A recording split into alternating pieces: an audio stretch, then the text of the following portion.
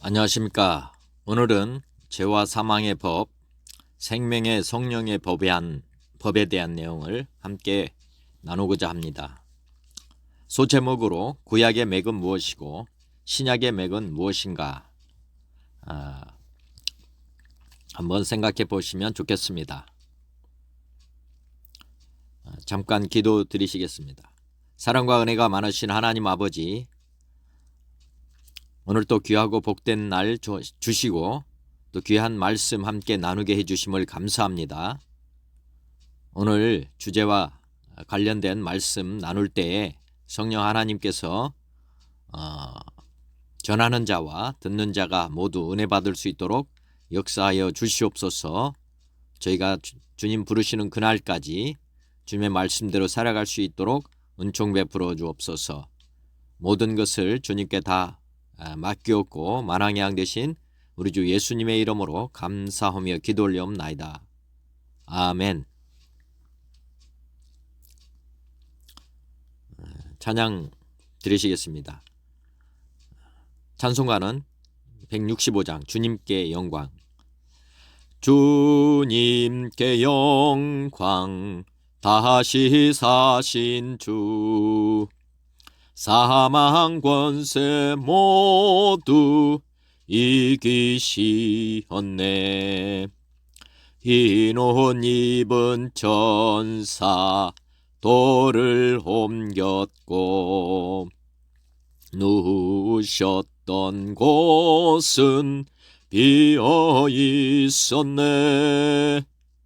주님께 영광 다시 사신 주, 사망 권세 모두 이기시었네.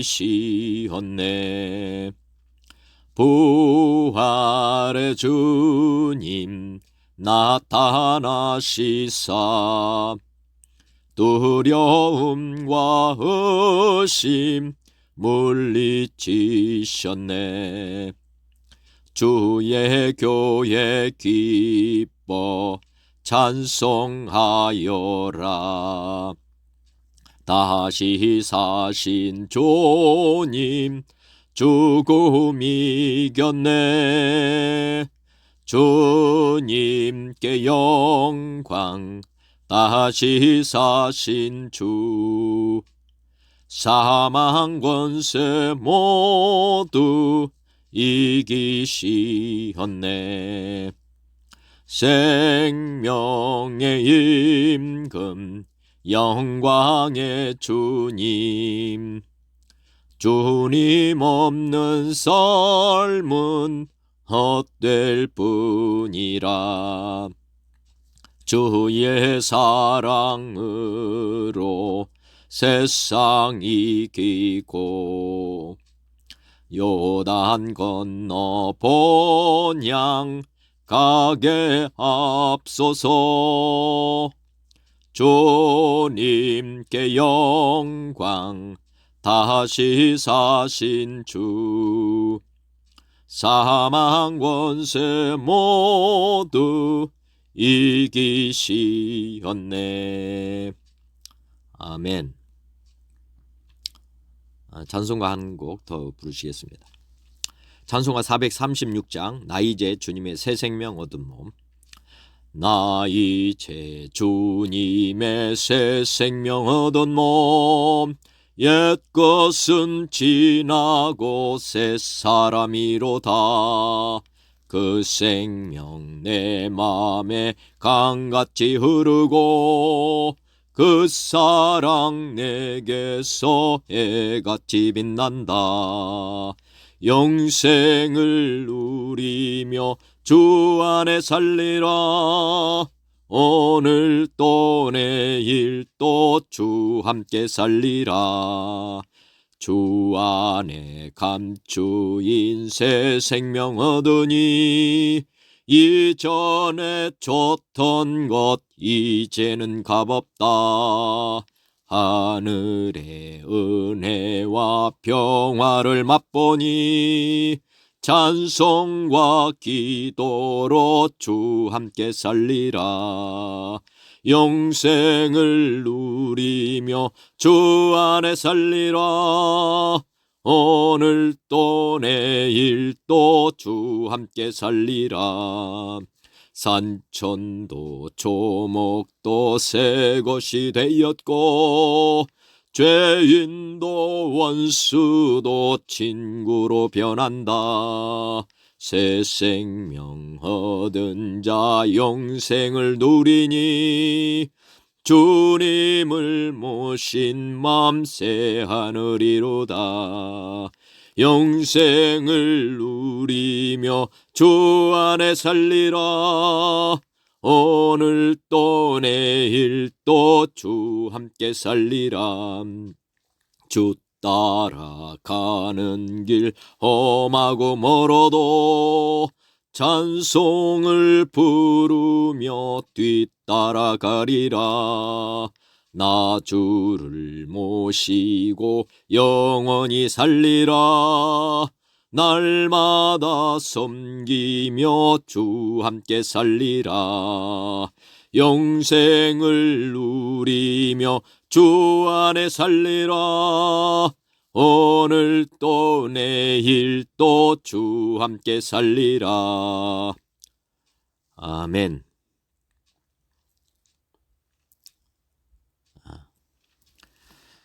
서론으로 인류의 시작과 문제점 이렇게 한번 붙여봤습니다. 하나님이 죄지은 인간을 천국에서 쫓아내시는 이유는 무엇인가? 여러 가지가 있겠지만은 오늘은 지금 영생에 대해서 한번 생각해 보는 시간입니다. 천국은 인간이 영생을 할 수 있는 생명나무의 열매가 있는 곳이다. 이렇게 기록이 되어 있습니다. 천국은 사람이 선악과 열매를 따먹어서 죽어야 했으나 하나님의 은혜로 즉 짐승의 피로 이제 속죄를 해주시죠. 그래서 용서를 해주시는 내용이 나옵니다. 그리고 생명나무의 열매를 먹으면 영생할 수 있다는 것을 아시고 하나님께서 에덴 동산에서 아담과 하와를 내보내겠다고 하시는 내용이 나옵니다. 쫓겨난 인류가 이제 이 땅에서 해결해야 할 가장 시급한 문제는 무엇일까? 생각해 보시면 아시겠지만은 지금 현재 이 주제가 생명나무 또 영생 관련됩니다. 그래서 이 땅에 내려온 인간이 가장 시급하게 해결해야 될 문제는 다름 아닌 영생의 길을 찾는 것이다. 이렇게 이제 성경에서는 암시를 하고 있습니다. 자, 창세기 3장에 보시면은 여호와 하나님이 아담과 그의 아내를 위하여 가죽옷을 지어 입히시니라. 선악과 열매를 따먹은 아담과 하와가 이제 죽을 처지에 있었습니다. 그런데 하나님께서는 이들에게 이제 가죽옷을 지어 입혔다 이랬는데, 가죽옷이라고 하면 이제 동물을 연상할 수 있죠. 근데 가죽을 얻으려면 동물을 죽여야 됩니다. 죽여야 된다. 그래서 여기 속죄의 피라고 짐승의 피를 이제 하나님께서 사용하시고 남은 것을 지금 가죽옷이 남았죠. 그래서 이 가죽옷을 지금 아담과 하와에게 입혀주셨다는 내용입니다.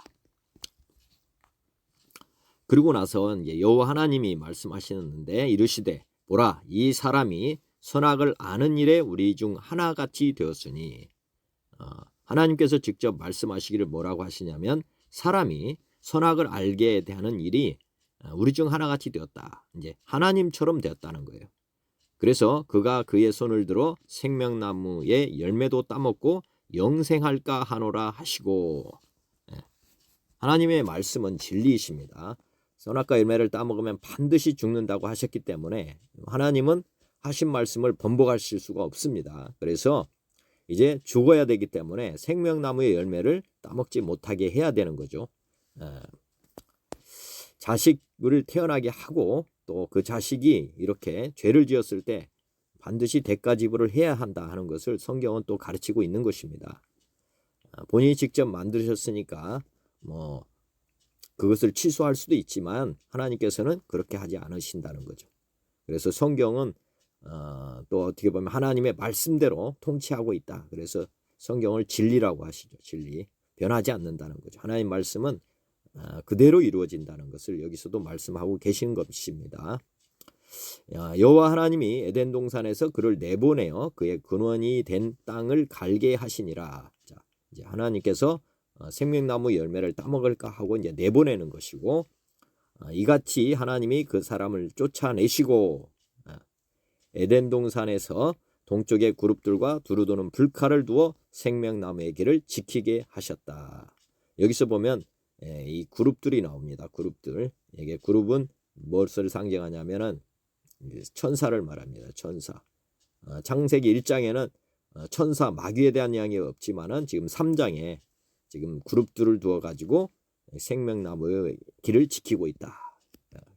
그래서 사람들이 이제 에덴 동산에 갈 수 없게 된 것입니다. 천국에 이제 앞에 쓰면은 우리가 죽어서 갈 때도 마찬가지입니다. 에덴 동산 앞에서 천국이라고 보시면 되고 그 앞에 지키고 있다는 거죠. 그래서 반드시 이 통과를 해야 되는데 그때 이제 믿음이 필요하다는 거죠. 자, 그 다음에 구약의 인생들은 영생의 길을 찾았나요? 이게 이제 붙여봤습니다. 자, 이 땅으로 쫓겨난 인류의 조상들은 이제 영원한 삶을 얻기 위해서 먹을 것을 스스로 만들어 먹어야 했습니다. 굶으면 죽잖아요. 그러니까 이제 살기 위해서 이제 사람들은 이제 일을 하게 된 것입니다. 그러나 이 땅에서는 영원히 살 수 있는 생명나무 열매는 없었습니다. 결국 모두 다 죽음으로 끝나는 인생이 되었다. 성경에 이제 그 사람들의 나이를 기록하고 계시죠. 사실은 이게 왜 기록하는가? 사람이 이제 죽는다고 하는 것을 우리에게 보여주시는 것입니다. 1000년을 채운 사람은 없었죠. 구약에서 죽지 않고 산 사람은 에녹하고 멜기세덱, 엘리야 이 세 사람이 나옵니다. 성경에 보면은 창세기 5장 21절 에녹은 65세에 무두셀라를 낳고 에녹이 하나님과 동행하더니 하나님이 그를 데려가심으로 세상에 있지 아니하더라. 자, 이 에녹은 하나님이 데려가셨다고 하십니다. 왜? 이유는 보면은 동행했다 이렇게 구약에서는 기록되어 있고, 자, 신약에서는 에녹에 대해서 어떻게 평가하는가를 보시면은 히브리서 11장 5절 믿음으로 에녹은 죽음을 보지 않고 옮겨졌으니 하나님이 그를 옮기심으로 그를 다시 보이지 아니하였느니라. 그는 옮겨지기 전에 하나님을 기쁘시게 하는 자라 하는 증거를 받았느니라. 하나님을 기쁘시게 하는 자, 동행하는 삶, 이렇게 해서 증거를 받았다고 이렇게 기록을 하고 있습니다. 그래서 하나님께서 데려가셨다. 그리고 창세기 14장 18절에 보면은 멜기세덱이라고 하는 존재에 대해서 말씀합니다. 한번 보면 살렘 왕 멜기세덱이 떡과 포도주를 가지고 나왔으니 그는 지극히 높으신 하나님의 제사장이었더라.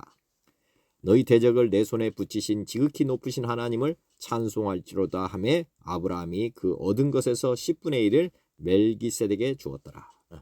여기 보면 창세기에 보면은 족보가 이렇게 쭉 나오는데 이 멜기세덱이라는 사람에 대해서는 기록이 없습니다. 그냥 갑자기 이렇게 멜기세덱이 나왔는데 기록되기는 하나님의 제사장이었다 이렇게 하고, 아브라함이 지금 이제 레위기가 기록되기 전에 이미 이제 아브라함은 이스라엘 12 아들 그 이후에 이제 출애굽하면서 이제 성경이 그 구약의 율법이 나오잖아요. 그때 이제 레위 지파가 10분의 1을 받고 이런 계명이 있는데, 아브라함은 그 율법이 나오기 이전에 이 멜기세덱에게 10분의 1을 바쳤다는 기록이 이렇게 기록되어 있습니다.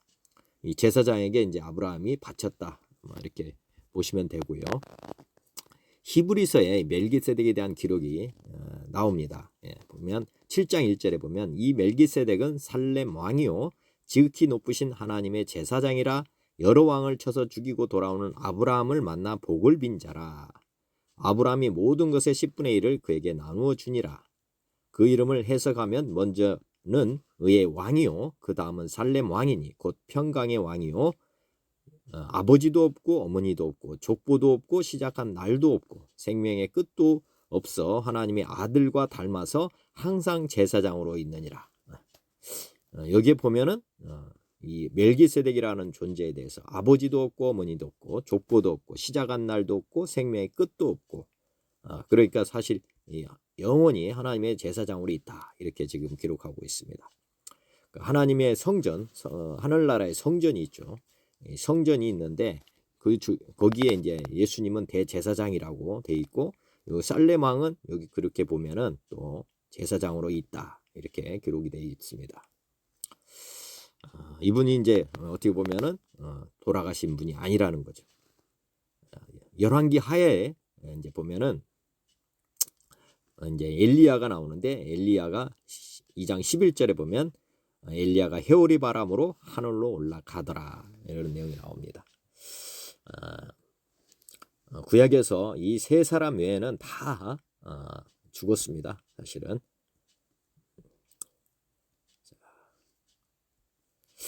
구약에서 사람의 족보가 기록된 이유를 한번 생각해 보시면 좋겠습니다. 사람은 다 죽음으로 끝이 납니다. 그러나 하나님은 인간의 씨, 자식을 통해서 삶을 연장시켜 가게 하셨다. 자, 식물이 어떻게 연장을 하느냐면, 식물은 씨를 항상 남기죠. 씨를 통해서 생명을 이어가는 것과 같은 원리입니다. 자, 아담 안에 인류의 씨들이 있었고, 구약의 조상들은 죽기 전에 그 씨를 뿌려서 지금에 이르게 되었다. 이렇게 보시면 됩니다. 조상들이 어디 안에 있는 겁니까? 그러면 자식 안에 있다는 것이죠. 자식들은 부모의 생명을 그대로 보존하지는 못하지만은 자식 안에서 유전인자로 살아있는 것이다. DNA가 이제 여기 안에 있다는 거죠. 자식 안에. 죽을 죄인들이 선택할 수 있는 영생의 최선의 길인 것이다. 자식을 낳는 것이 어떻게 보면 영생을 얻는 것입니다. 아까 씨가 있어서 식물이 생명을 계속 이어가는 것처럼 사람은 자식을 낳아서 이게 영생을 이어가고 있다는 것이라고 보면 됩니다. 그래서 구약은 족보가 굉장히 중요하다는 것이죠. 낳지 못하면 이제 그것은 어떻게 보면은 완전히 사망으로 끝나는 것이고, 그렇지 않고 자식을 낳으면은 이게 뭐가 되는 것입니까? 이게 보면 영생을 하는 거죠. 간접적으로 영생을 하는 거죠. 자, 시편 127편 3절에 보면 보라, 자식들은 여호와의 기업이요 태의 열매는 그의 상급이로다. 잠언 17장 6절에도 손자는 노인의 면류관이요 아비는 자식의 영화다, 이렇게 돼 있고, 잠언 23장 24절에도 의인의 아비는 크게 즐거울 것이요 지혜로운 자식을 낳은 자는 그로 말미암아 즐거울 것이니라. 아들과 아버지가 이렇게 상호 연관이 되어 있다 하는 것을 보시면은 이것이 이제 어떻게 보면 사람이 영생할 수 있는 다른 길이 있다. 내가 직접 살지는 못하지만은 자식을 통해서 이렇게 살아갈 수 있는 길이 있구나 하는 것을 아시면 되겠습니다.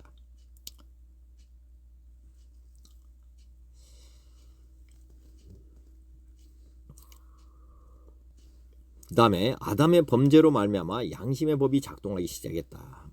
보면 창세기 3장을 한번 보시면 인류의 조상 아담이 지은 죄, 선악을 알게 됨으로 말미암아서 사람들은 누구나 이제 선악을 아는 능력을 갖게 되었습니다. 자, 악의 길을 가게 되면은 죄의식을 느끼게 됩니다. 이게 이제 양심의 법이 이제 작동한다는 거죠. 죄를 지으면은 숨게 되고 똑바로 눈을 들지 못하는 등 죄 지었을 때 하는 행동이 이제 사람들마다 비슷하게 나타나는데, 이것이 양심의 모든 사람에게는 이 양심의 법이 이제 작동을 하기 때문에 그렇게 유사한 행동들이 나오게 된다는 것이죠. 자, 아담의 후손으로 태어난 이 땅의 모든 사람들은 누구나 또 어디서 살든 관계없이 자신도 모르게 선악을 알게 되고, 결과적으로 죄를 지으면 사망이라는 의식이 이제 작동하게 되고, 선한 행동을 하면 영생할 수 있다는 소망 의식이 이제 작동을 하게 됩니다. 자, 죄를 지으면 반드시 벌을 받게 되고 선한 행동을 하면 축복을 받게 된다는 인과응보의 법칙이 이제 자연스럽게 이렇게 생기게 되었고, 또 하늘은 스스로 돕는 자를 돕는다라는 하늘의 법칙, 어떻게 보면 속담 격언도 생겨나게 되었습니다. 어떻게 보면 이것 착하게 사는 것, 그러면 하나님도 돕는다, 이런 거예요. 그래서 이 양심이라고 하는 것이 사람들 마음에 다 있습니다.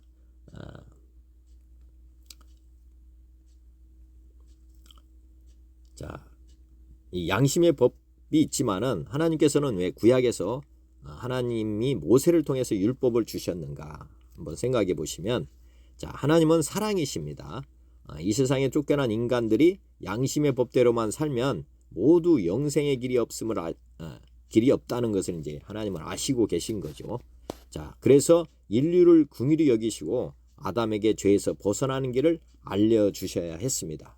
즉, 죄를 아는 것으로 끝나면 아무것도 안 되는 것입니다. 양심의 법으로만 살아간다고 해서 착한 일을 하면 영생을 얻을 수 있는 이 소망까지는 하나님께서 막지는 못하시지만 실제로 이 소망을 이룰 수 있는 길이 없는 것입니다.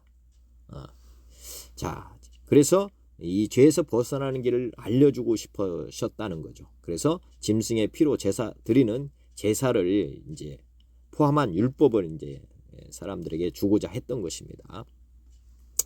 자, 가인은 아담이 알려준 길을 가지 않고 자신이 만든 법으로 회개하여 영원히 살고자 노력했던 인물 중에 한 사람입니다. 가인은 아담의 첫 번째 아들이죠. 자, 가인은 죄가 무엇인지 몰랐기 때문에 회개와 용서의 은혜를 맛보지 못하고 인생을 마감하게 됩니다.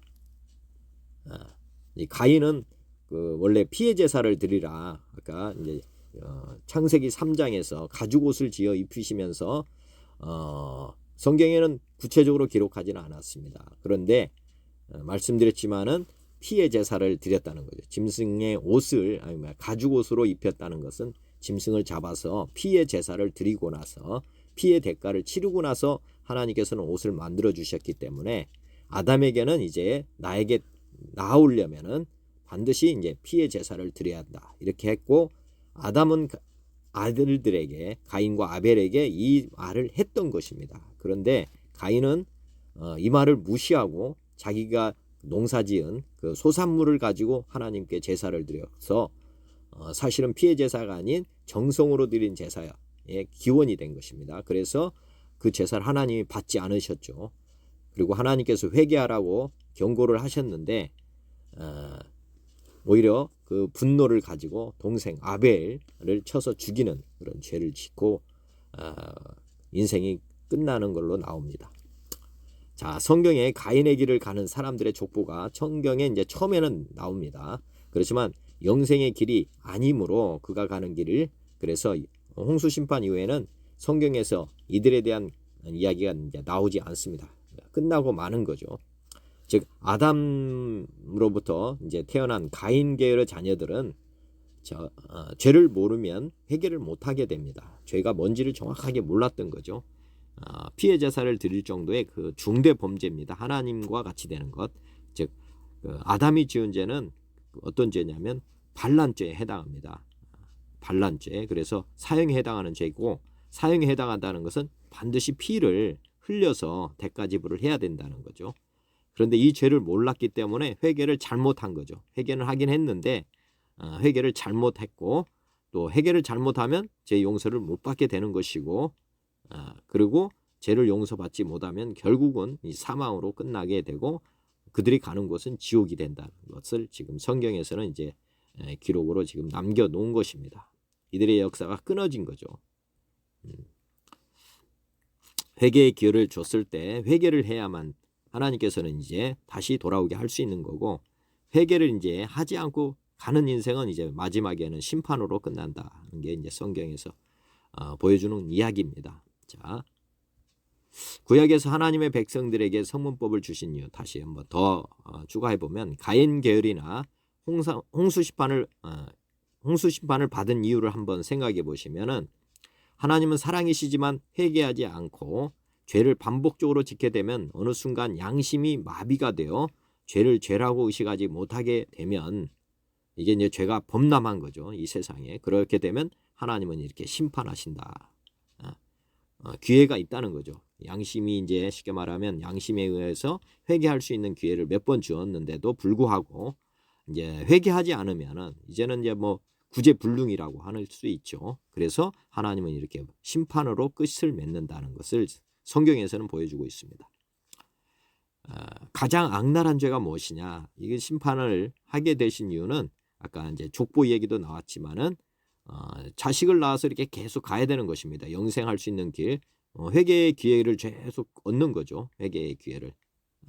살아있다고 하는 것은 회개할 수 있는 기회가 있다는 것이라고 보시면 됩니다.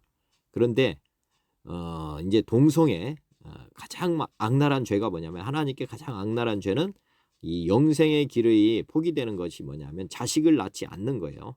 자식을 낳지 않으면 어떻게 됩니까? 대가 끊기는 거죠. 대가 끊기는 것은, 이것은 이제 더 이상 구제불능이 되는 거죠. 회개할 수 있는 기회가 없어지는 거고, 그래서 이제 심판을 하게 되는 것입니다. 동성애가 이제 창궐해지게 되면은, 구약에서도 홍수 심판 이전에 그런 상황이 벌어졌었고, 또 홍수 심판 이후에도 소돔과 고모라 사건이 있는데, 거기에도 보면은 그 동성애가 소돔과 고모라에 만연한 것을 볼 수가 있습니다. 그래서 불심판을 하죠. 자식을 낳지 못한다고 하는 건 영생의 길이 끊어진다고 하는 것으로 보시면 됩니다. 앞으로 지금도 이제 동성애가 각 나라마다 지금 들어가고 있잖아요. 그것만 봐도 이제 심판이 세계 종말이 곧 올 것이라는 것을 예견하시면 됩니다. 왜냐하면은 지금 더 이상 소망이 없게 되기 때문에 그렇습니다. 지금 어렵고 힘들다고 해서 요즘 세대가 결혼을 포기하는 그런 젊은이들이 많고, 또 자식을 낳지 않으려고 하는 그런 이기주의가 지금 팽배해져 가고 있습니다. 이것도 마찬가지로 동성애만큼이나 아주 나쁜 것입니다. 왜냐? 자식을 낳지 않으면 하나님께도 소망이 없는 거잖아요. 더 이상 기다릴 필요가 없는 것입니다. 그래서 하나님의 심판이 임한다 하는 것으로 보시면 됩니다. 정말 죄는 영생을 얻는 것을 포기하는 것이다. 아까 에덴 동산에서 내려온 인간들에게 가장 시급한 일은 아까 영생이라고 했잖아요. 영생을 하려면은 자식을 낳아서 계속 가는, 그게 이제 어떻게 보면 영생을 얻을 수 있는 기회잖아요. 그때 이제 회개하고 돌아가면 되는 거기 때문에, 그런데 회개할 기회가 없어져 버리면 심판을 하게 된다는 거죠. 하나님은 하나님의 백성들에게 죄를 명확하게 해서 회개, 살 길, 생명을 연장할 수 있는 길을 찾게 하실 목적으로 율법을 직접 제정해 주셨다. 죄를 정확하게 알게 해줘야지 이제 회개를 정확하게 하기 때문에 하나님께서는 이 목적으로 이제 율법을 직접 제정해 주셨다는 겁니다. 자, 율법이나 세상 법의 기능은 뭐냐면 죄가 무엇인지를 구체적으로 알게 할 목적으로 만들게 되는 것입니다. 자, 일반적으로 처벌이 주 목적, 고난을 통해서 삶을 회개하도록 할 목적이고, 상을 줄 목적으로 만드는 법은 거의 없습니다. 하나님의 율법은 남을 통해 처벌이 아닌 제3자, 나라 뭐 이런 것들을 통해서 처벌이 하는 것이 아니라 스스로 회개를 통해서 용서를 받게 할 수 있게 함으로써 영생의 길을 가게 해주는 법이다. 이게 뭐냐면 하나님이 우리에게 주신 율법에는 뭐가 있냐면, 이스라엘 사람들이 신명기보다는 레위기 말씀을 더 중요하게 생각하는 이유가 바로 여기에 있습니다.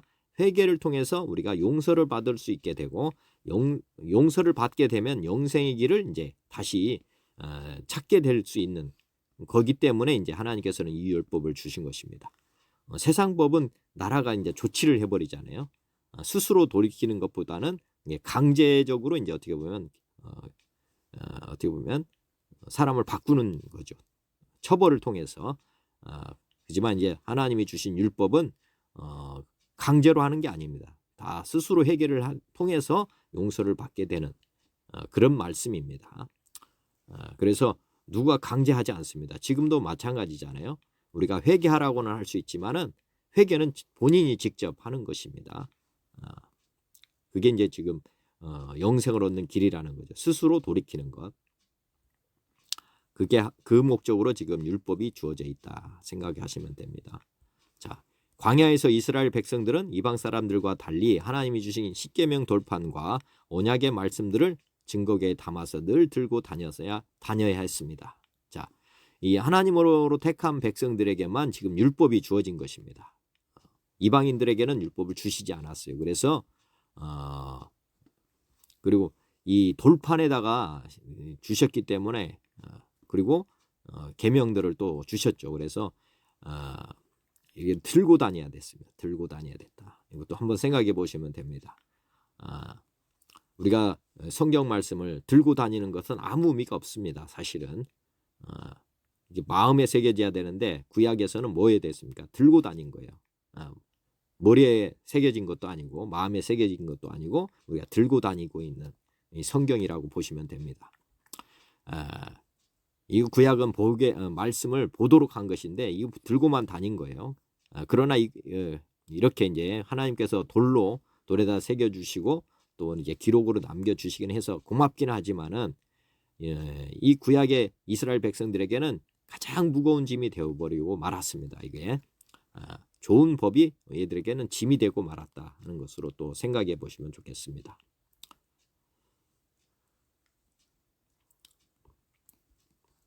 자, 아담이 처음 이제 하나님으로부터 선악을 알게 하는 나무의 열매는 먹지 말라. 내가 먹는 날에는 반드시 죽으리라는 계명을 들었을 때 느낌이 어땠을까요? 한번 생각해 보시고 또 모세가 처음으로 하나님으로부터 십계명 돌판을 받았을 때 어떠했을까요? 자, 지금 우리 세상에도 법이 만들어지고 있습니다. 법이 만들어질 때 사람들에게 기분이 좋게 하는 거냐 아니면 기분을 나쁘게 하는 거냐 한번 생각해 보시면 여하튼 법이라고 하는 것은 이 처음에 받을 때 느낌은 좋은 것은 아니라 하는 느낌일 것입니다. 왜냐하면 선악을 알게 하는 나무의 열매는 먹지 말라. 먹는 날에는 반드시 죽으리라. 이 뒤에 것이 중요한 거 아닙니까? 이 죽으리라 이렇게 공포스러운 말을 붙여놨잖아요. 계명들은 뭐 하면 뭐 한다. 이게 이제 법도 그렇습니다. 세상 법도 만들어진 걸 보면은 뒤에 다 조치 기준이 있어요. 조치 기준이. 뭔 처벌 기준이 반드시 따라오게 돼 있습니다. 그러니까 이 뒤에 이 처벌 기준만 없으면 되는데 처벌 기준이 있기 때문에 사람들에게는 부담이 되고 이 짐이 된다는 것입니다. 모르면 몰라서 조치받고 알아도 못 지켜서 조치받는 이것이 법입니다. 법. 모세도 마찬가지입니다. 이 십계명 돌판을 받았다는 이 즐거움보다는 이것으로 말미암아서 나중에 심판받는 그런 내용들이 거기에 또 있잖아요. 하지 마라 하는 것들을 하게 되면은 이게 조치가 되니까 이런 것들 받으면 이게 법이라고 하는 것은 좋은 것만 있는 게 아니라 어떻게 보면 사람들에게는 더 무거운 짐이 된다. 자, 모세가 돌판을 받고 내려올 때 이스라엘 백성들이 우상을 만드는 사건을 보고 나서 그가 하는 행동은 십계명 돌판을 깨트려 버린 것입니다. 자, 이 모세는 우상을 만든 사건이 얼마나 큰 죄인가를 율법을 받으면서 이제 알게 되었죠. 그래서 십계명 돌판을 백성들에게 전해 주기 전에 깨버린 것입니다. 아마도 모세는 오라 이들과 앞으로 어찌하며 살고 이랬을 것입니다. 40일 동안 자기가 시내산에 올라간 그 틈을 참지 못하고 그 시간을 참지 못하고 아론을 통해서 송아지로 우상을 만들잖아요. 하나님을. 이게 이제 죄 습성입니다. 애굽에서 그들이 보고 배운 것들을 그대로 또 이 땅에 나와서 출애굽을 해서도 이렇게 죄를 범하는 것. 이게 무의식적으로 이들은 했던 거죠. 그래서 법을 만들었는데 이 법이 이들의 삶을 바꾸는 것이 되어야 되기 때문에 사람이 변하는 거 얼마나 어렵습니까? 아마 이 모세가 십계명 돌판을 가지고 내려올 때 앞으로 어떻게 살고 이렇게 생각했을 것입니다. 하나님께서는 이제 돌판을 깨버리고 끝내버렸으면은 법이 없었을 텐데 하나님께서는 이 우상 사건을 처리한 후에 하나님께서는 모세에게 다시 돌판을 가져오라 하시고 십계명과 또 이제 전체적으로는 613개 율법을 제정해 주십니다. 뭐 제가 이제 다 세지는 않았고 이제 인터넷에 보니까 613개인데 하라는 계명이 248개고 하지 말라는 계명이 365개다. 참 인위적으로 만든 것 같기도 하고 어떻게 보면 이렇게 하여튼 많은 율법을 제정해 주셨다는 것으로 이해하시면 되겠습니다. 인터넷 검색해 보시면 613개 율법 조문도 있습니다. 찾아보시면 되겠고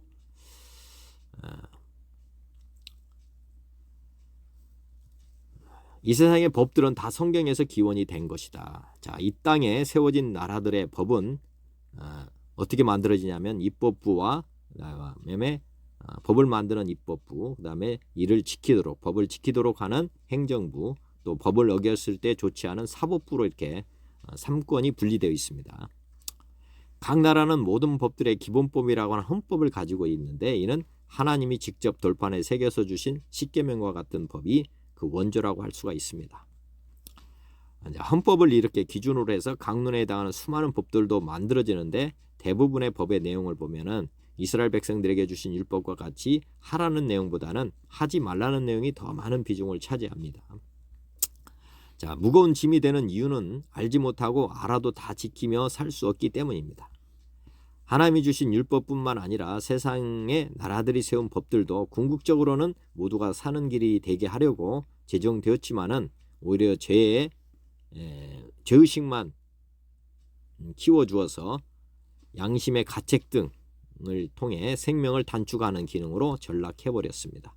즉 힘든 인생에게 더 무거운 짐을 지워지는 그런 역할로 전락하게 되었다는 것입니다. 지금 인생에게 영생을 얻게 해주시려고 법을 만들어 주셨는데 영생은 고사하고 이게 생명이 단축되는 그런 것으로 지금 전락이 돼버린다는 것이 이제 법의 폐단이죠. 법의 폐단.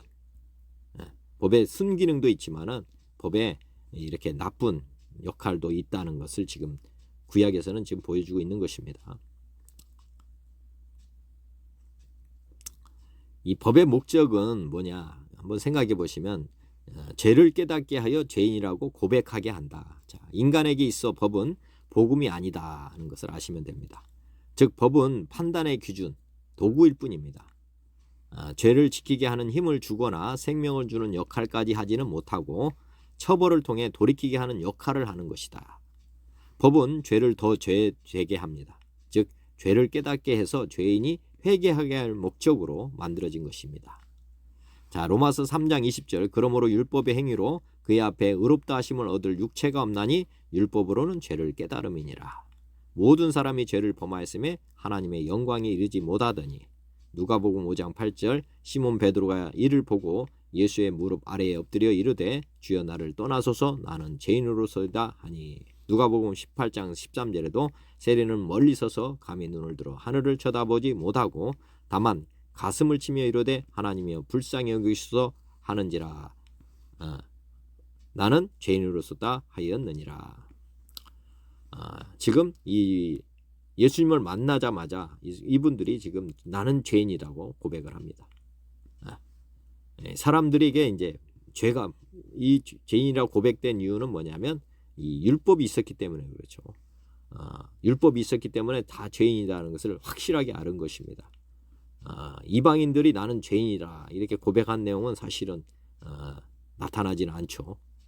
왜냐하면 그들에게는 기준이 없었으니까 죄에 대한 기준 하나님의 법에 없었기 때문에 하나님의 법에 명확하게 약간 양심의 법은 작동하고 있지만은 이스라엘 백성들처럼 이렇게 통한이 여기면서 나는 죄인이다 이렇게 고백하는 것은 이렇게 율법을 가지고 있었기 때문에 이렇게 고백이 나왔다 보시면 됩니다.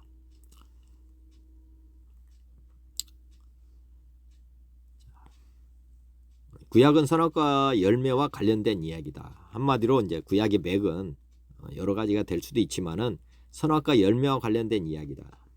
하나님의 율법이나 세상 사람들이 세운 법들, 사람들이 살면서 만든 윤리와 도덕법들에 눌려 사는 인간들은 결과적으로 죄와 죄의식에서 벗어나지 못하고 평생 죄의식에 사로잡혀 살다가 결국 죽고 끝난다는 것이 인생들의 결론이자 구약 성경의 결론입니다.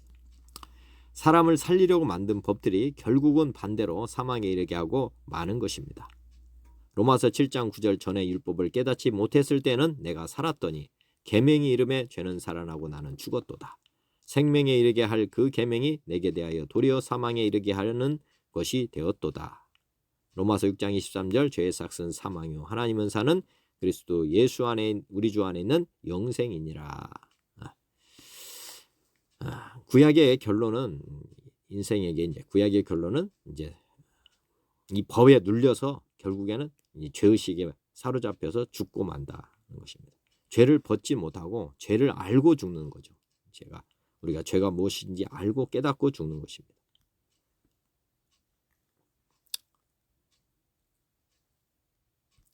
자, 구약은 예수님을 믿기 전에 모든 인류는 사망의 법에서 벗어날 수 없었다. 누가 나를 사망의 몸에서 건져주랴. 이게 구약의 결론입니다. 진시황이 불로장생의 꿈을 가졌지만은 이루지 못하였고, 모든 인류가 영생의 소망을 품고 살았지만은 죄에서 벗어나지 못하는 한 그 소망을 이루지 못하고 다 사망으로 끝나게 될 것임을 하나님은 말씀하셨습니다.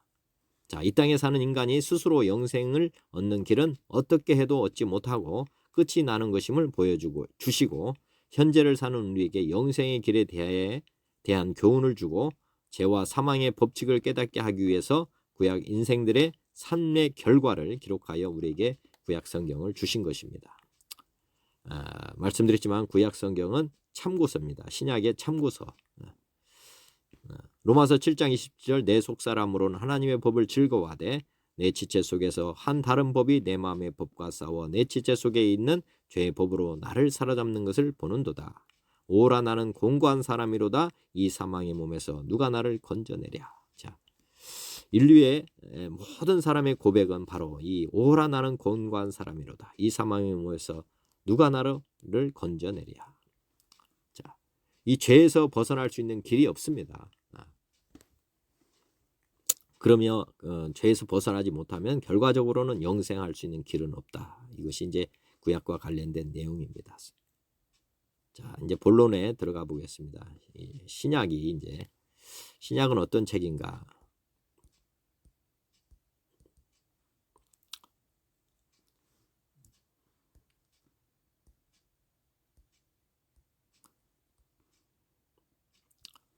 자, 신약은 구약에서 찾지 못한 사람들의 꿈, 소망인 영생의 길을 제시하는 책이다. 이렇게 보시면 됩니다. 구약의 백성들이 바랬던 건 영생이었는데 영생의 길을 찾지 못했다. 그래서 어떻게 보면 절망 가운데 처해 있다 하는 것이 구약의 결론이고요. 자, 신약은 이제 그 소망을 제시하는 책입니다. 신약은 율법을 없애서 율법이 이제 아까 죄의식을 주는 거라고 그랬잖아요. 그래서 신약의 율법을 없애서 즉 죄를 못 느끼게 해주는 책이 아닙니다. 율법 측면에서만 보면은 예수님은 율법을 더 강화하여 모든 사람이 죄인이 되도록 율법을 완성해 가지고 인간이 지킬 수 없게 만들어 주신 책입니다. 신약은 율법 측면에서만 보면 구약보다 더 절망으로 빠지게 한다는 것입니다.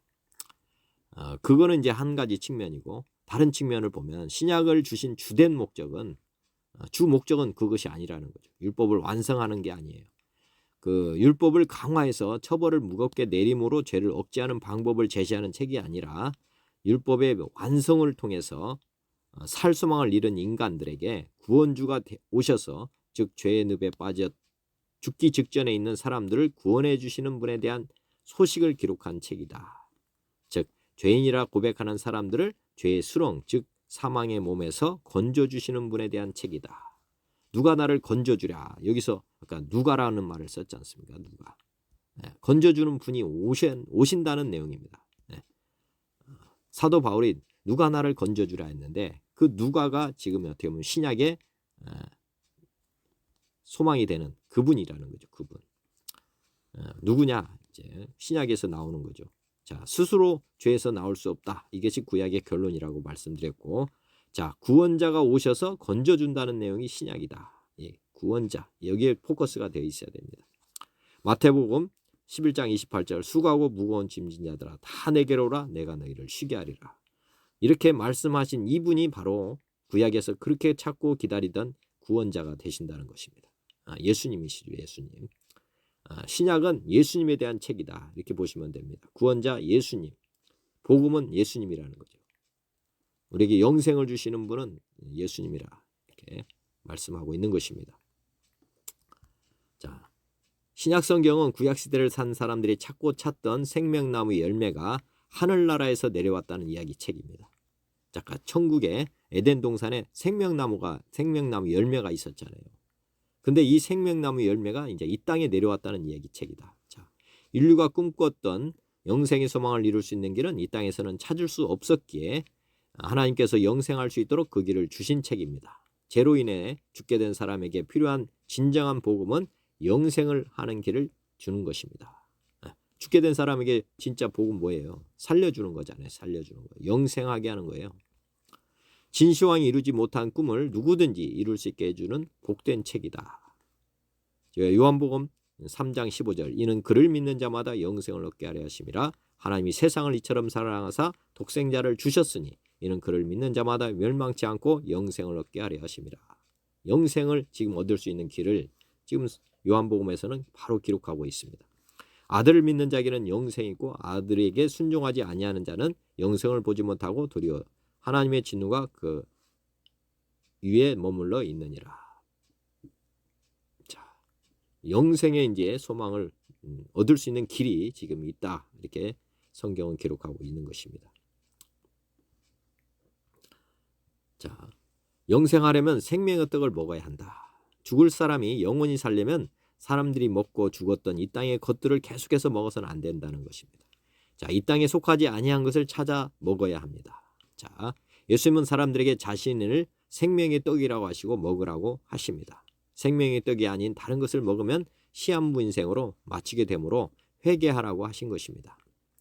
사람은 동물과는 달리 육신의 양식만 먹어서는 안 되는 존재임을 말씀하십니다. 마태복음 4장 4절 예수께서 대답하여 이르시되 기록됐을 때 사람이 떡으로만 살 것이 아니요 하나님의 입으로부터 나오는 모든 말씀으로 살 것이라 하였느니라 하시니 영생하려면 사람이 떡만 먹어서는 지금 다 죽었지 않습니까? 그래서 다른 것을 더 먹어야 된다는 거예요. 하나님의 입으로 나오는 말씀을 먹어야 된다. 이렇게 말씀하십니다. 요한복음 6장 35절에도 예수께서 이르시되 나는 생명의 떡이니 내게 오는 자는 결코 줄이지 아니할 것이요 나를 믿는 자는 영원히 목마르지 아니하리라. 내가 곧 생명의 떡이니라. 예. 지금 우리가 무엇을 먹어야 영생할 수 있는지를 지금 말씀하고 있는 것이죠. 자, 회개하고 복음을 믿으라. 죄의 삭스로 죽어가는 시한부 인생들에게 예수님은 직접 찾아다니시면서 회개하라 외치시고 다니셨다.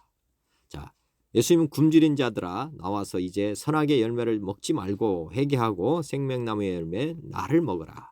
목마른 자들아 나와서 이제 나를 마시라. 그러면 죽지 않고 영생하게 된다.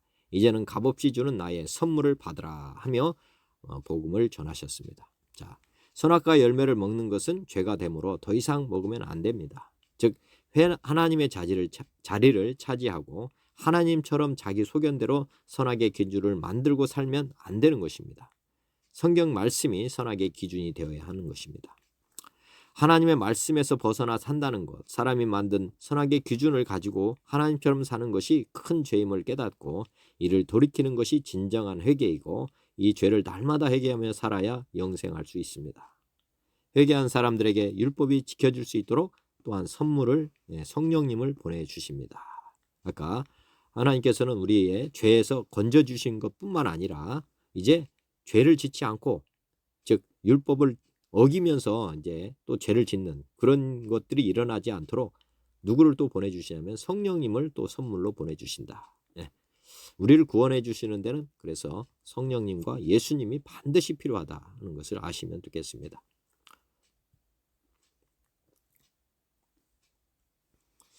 복음은 구약의 율법과 달리 사람들이 율법을 지키게 할 수 있는 능력과 관련된 소식이다. 자, 율법은 아까 죄의식을 주고 어떻게 보면 뭐라고 했습니까? 이게 죄의 법이죠. 죄와 사망의 법 이건데 율법이라고 하는 건 죄와 사망의 법의 기본이죠. 율법이. 그렇지만 이 복음은 죄와 사망의 법에서 벗어날 수 있게 하는 소식이기 때문에 이게 복된 소식이라는 거죠. 복음은 사람들에게 도구를 주는 것이 아닙니다. 생명을 주시는 것이다. 어떤 사람들에게 돈이나 물질, 재능을 주는 것이 아닙니다. 재능을 주는 것이 아니고 하나님이신 예수님과 성령님을 주시는 것이다. 하나님을 우리 안에 모시는 것, 영원히 영접하는 것이 복음입니다. 예수님이 우리 안에서 영원히 살게 되는 것과 성령님을 통해 율법이 이루어져 가는 것을 보는 삶으로 우리 인생이 바뀌게 되는 것이 복 중의 복, 진정한 복음인 것입니다. 우리 자기주도 인생에서 우리 보면 신본주의, 하나님 주도 인생으로 바뀌는 것이다. 이렇게 보시면 됩니다. 인생, 사람 주도에서 하나님 주도로 바뀌는 인생이기 때문에 완전히 180도 달라지는 것입니다. 이게 신본주의로 바뀌는 것이다 보시면 됩니다.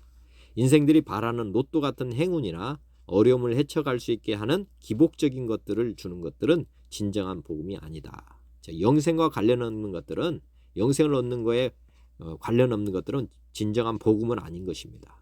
뭐 건강을 얻게 한다든지 어려움에서 벗어나게 뭐 재물이 온다든지 뭐 받는다든지 하는 것들은 일시적인 복음이 될 수는 있겠죠. 그렇지만 영생과는 관계가 없습니다. 오히려 영생에 반대되는 것이죠. 영생을 어떻게 보면 못 얻게 하는 것일 수도 있습니다. 이 땅의 것들은 그러니까 진정한 복이 아니고 화로 또 변할 수 있다 하는 것을 생각해 보셔야 됩니다.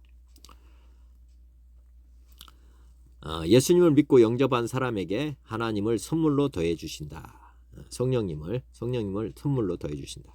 우리를 하나님의 성전으로 변화되게 하는 것이 진정한 복음입니다.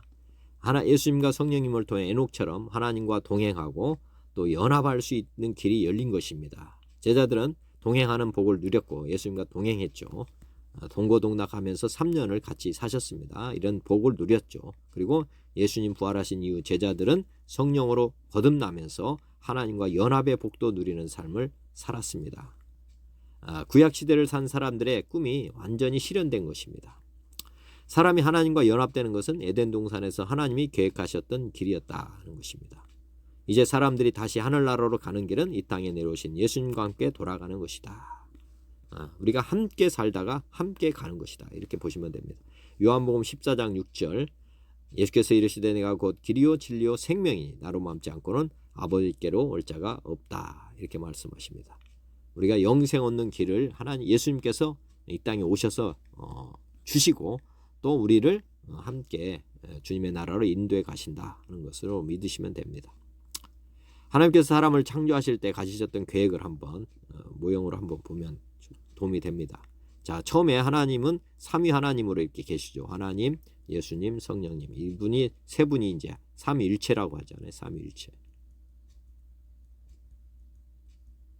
마찬가지로 사람도 데살로니가서 5장 23절에 보면 사람은 영과 혼과 육으로 돼 있다 이렇게 되어 있고 이 사람도 삼위로 돼 있습니다. 삼위로 돼 있는 이유는 이렇게 하나님과 이렇게 이게 하나님을 담는 그릇입니다. 이게 성전 아까 몸이 이제 그릇이거든요. 그릇 하나님을 담는 그릇이다 이렇게 보시면 되겠고 이 사이즈는 엄청나게 커서 이 세상을 다 집어넣어도 이게 채워지지 않는 그런 크기입니다. 이게 세상의 책을 다 집어넣어도 여기 안 차요. 마찬가지로 여기 육신에도 이 세상 것들을 다 육신의 정욕, 안목의 정, 이생의 자랑 다 집어넣어도 이 몸을 채우지 못합니다. 그 정도로 엄청나게 커요, 사실은. 그래서 이렇게 크게 만드신 이유는 하나님 자신이 이렇게 들어가는 사이즈로 만들었기 때문에 그렇게 크다는 걸 아시면 됩니다. 피조물을 다 집어넣어도 이거 하나님이 창조주 아닙니까? 창조주가 피조물보다는 더 크니까 이 땅에 보이는 것들을 다 집어넣어도 이게 차지 않는 것이고 오직 하나님만 들어갈 때 이게 차도록 되어 있습니다. 이게 이제 하나님이 인간과 함께 사는 이런 구조로 하나님이 이렇게 만들었다 보시면 되고, 자, 죄의 결과 사람들은 하나님의 자리에 뭐가 들어가냐면은 원래 하나님이 만든 이렇게 원 계획이 있었는데 죄로 말미암아서 하나님이 이렇게 떠나버렸습니다. 그리고 나서 이 하나님의 자리에 누가 들어가냐면 이 마귀가 이 3위로 돼 있거든요. 마귀도 요한계시록에 보면은 마귀가 나오고 바다에서 나온 짐승이 나오고 땅에서 나온 짐승이 나오는데 이 세 가지도 이게 마귀도 3위로 지금 하나님을 본따서 지금 이렇게 역할을 하는 것입니다. 그래서 이 자리를 다 차지해 버리죠. 이렇게 완전히. 그래서 이거는 하나님의 계획은 하나님과 함께였는데 이제는 뭐 죄로 말미암아서 마귀와 함께 하는 마귀와 일체된 삶을 이렇게 사는 것입니다. 구약의 시대는 모든 이방인들은 다 완전히 마귀와 일체돼서 살았고 이스라엘 백성들만 어떻게 보면은 세장에 갇혀 있는 그런 구조로 돼 있다 보시면 됩니다. 이스라엘 백성만 어떻게 보면은 이 세장에 넣어서 보호하고 있는 그런 모습인 것입니다. 모든 인류는 그러니까 마귀의 식민지 아래에 있었다. 그렇게 이해하시면 됩니다. 자, 사람은 처음부터 종교 생활을 하도록 만들어진 것이다. 이걸 선택이 아닙니다. 종교는 사람이 선택하는 것이 아니에요. 동물과 다르게 종교 생활하도록 만들어져 있습니다. 이렇게 하나님을 이렇게 그릇으로 만들었어요. 하나님을 닮는 그릇으로. 그래서 이 하나님이 아닌 다른 것이 온다는 거예요. 사람은 하나님이든 마귀든 하나를 선택하도록 되어 있다. 죽으면 천국과 지옥으로 가는 것은 지금 이제 요 그릇 안에 지금 하나님이냐 마귀냐, 누가 우리는 하나님 소속이냐 마귀 소속이냐에 따라서 결정되는 것이다. 이렇게 보시면 됩니다. 그러니까 뭐 다른 게 뭐 내 착한 일을 해서 간다 안 간다 이렇게 이제 천국 간다고 보시면 안 되고, 너 속 사람이 누구냐, 누가 왕이냐, 이거 속 사람 누가 왕이냐, 이걸로 결정이 되는 거죠. 누가 왕이냐, 마귀가 왕이냐 하나님이 왕이냐, 이거가 이제 우리가 천국 가고 지옥 가는 것이 결정된다. 이렇게 보시면 됩니다.